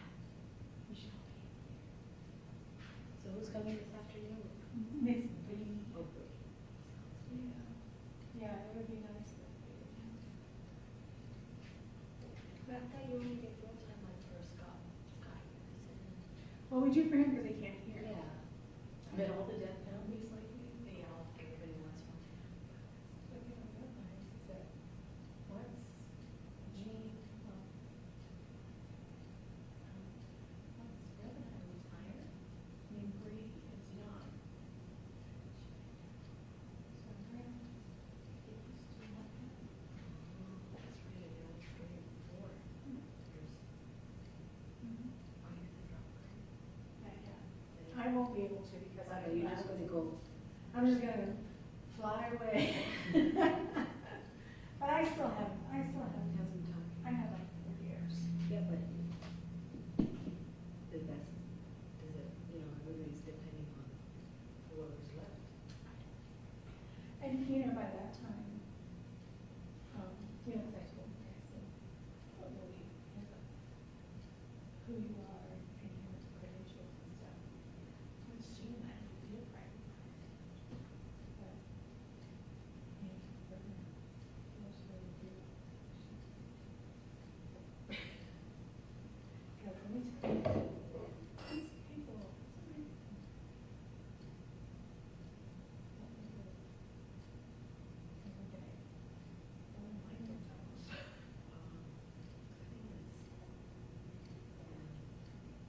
Like when you look at other people's work. Well, mine today was not pretty good in the pads. Do you have to leave them on there, or are you gonna? Yeah, leave them well, on? only because the other ones were coming off, so it was, like when I would hit a key, it started to come up with my finger. Oh. So it's like, oh, so I had to take and get the new ones. And the new ones are all Miss Candy. Hello? Huh? Oh, I was just telling, I was talking to Sheree about, but I had to put new pads on my writer and I can't write for crap and yes, it's a lovely writing day for me. It's like you all figure out what's being said. Yes, I'm on my way. All right, bye. Okay, bye. All right, I will see you later. Have a good lunch. You too. Are you not going for lunch? Yeah, we're taking time because we don't want to put the evidence away. Somebody has to, we have to put it away, we can't leave. So I figured I'm not going out for lunch today. So I have my food, but Oh, okay. we're taking turns. Okay. See you later. Have a good one.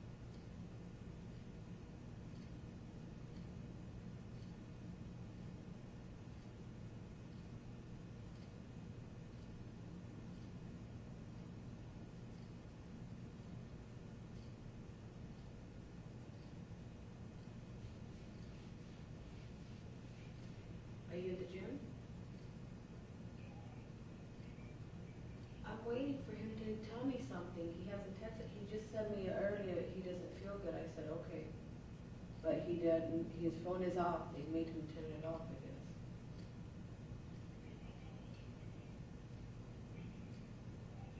Oh, okay. Okay. Is it cold outside? Okay. Hopefully he's fine, he doesn't get sicker. Yeah. Yeah. Mhm. Okay. Mhm. So I'm just waiting, I sent him several text messages. All right, well. Okay. Yeah. Okay, all right.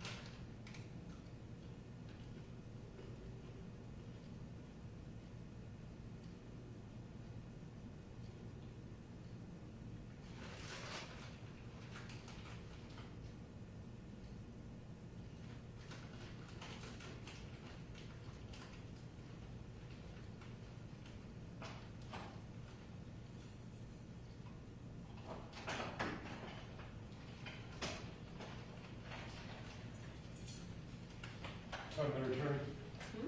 Time to come back? 1:15? Did stay finished? Stay finished? You still talking? They were done with their last witness. Oh, they finished the girl? Okay, I had to leave before the girl was done. Then we had an officer. Okay, but he's not done with that one. Mhm. Oh, he's done, so he's done 2 witnesses? 3, actually, because he's done the lady. Okay. We had the neighbor, the victim, and the officer. All right. Where were you? I had to take care of something with the bank.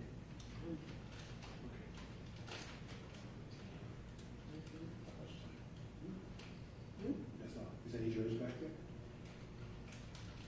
I'm just waiting for someone to finish her lunch because I don't want to have to take this evidence and bring it back and forth. So I'm not going to get nothing, so I told her to get more.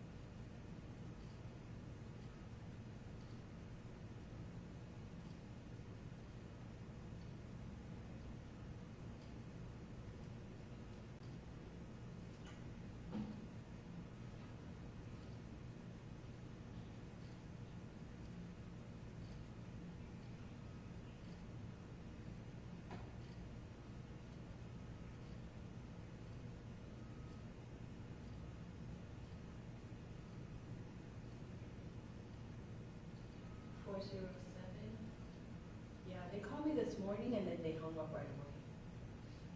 But it's 407-592-892. Yeah, so that they called this morning. Okay, I won't be able to answer the phone. If somebody can just, yeah, you can leave a message, but I won't be able to pick up the phone after 1:15. So yeah, if they can just submit it, so I can go just pick it up at the pharmacy, it's just deposit bills. Okay, thank you.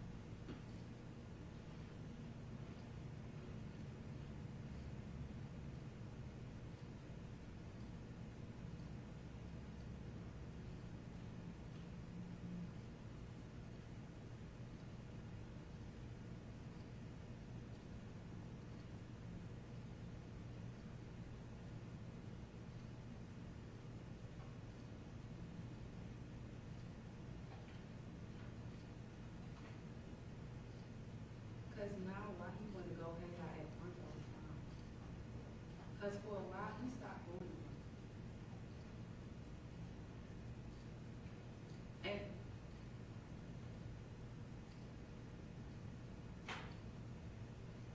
what?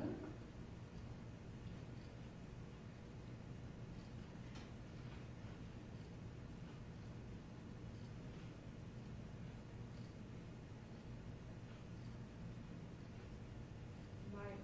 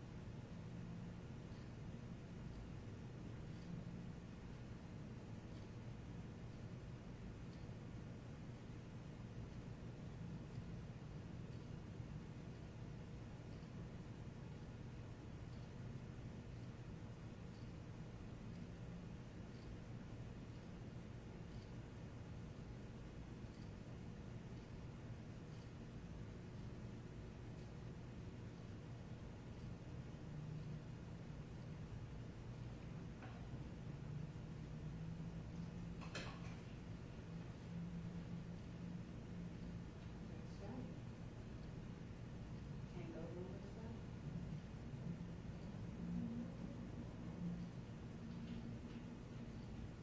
I mean, I don't know why you gonna say a salad. Soon. It should be got a little salt in it.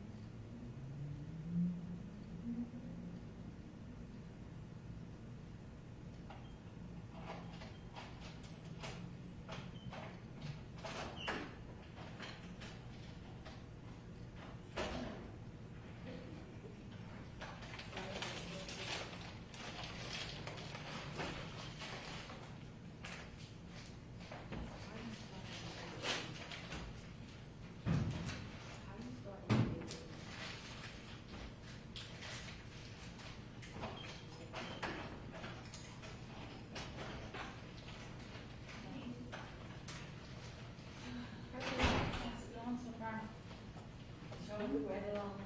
Moving? Yep. That's good, right? Warrant witness number 3.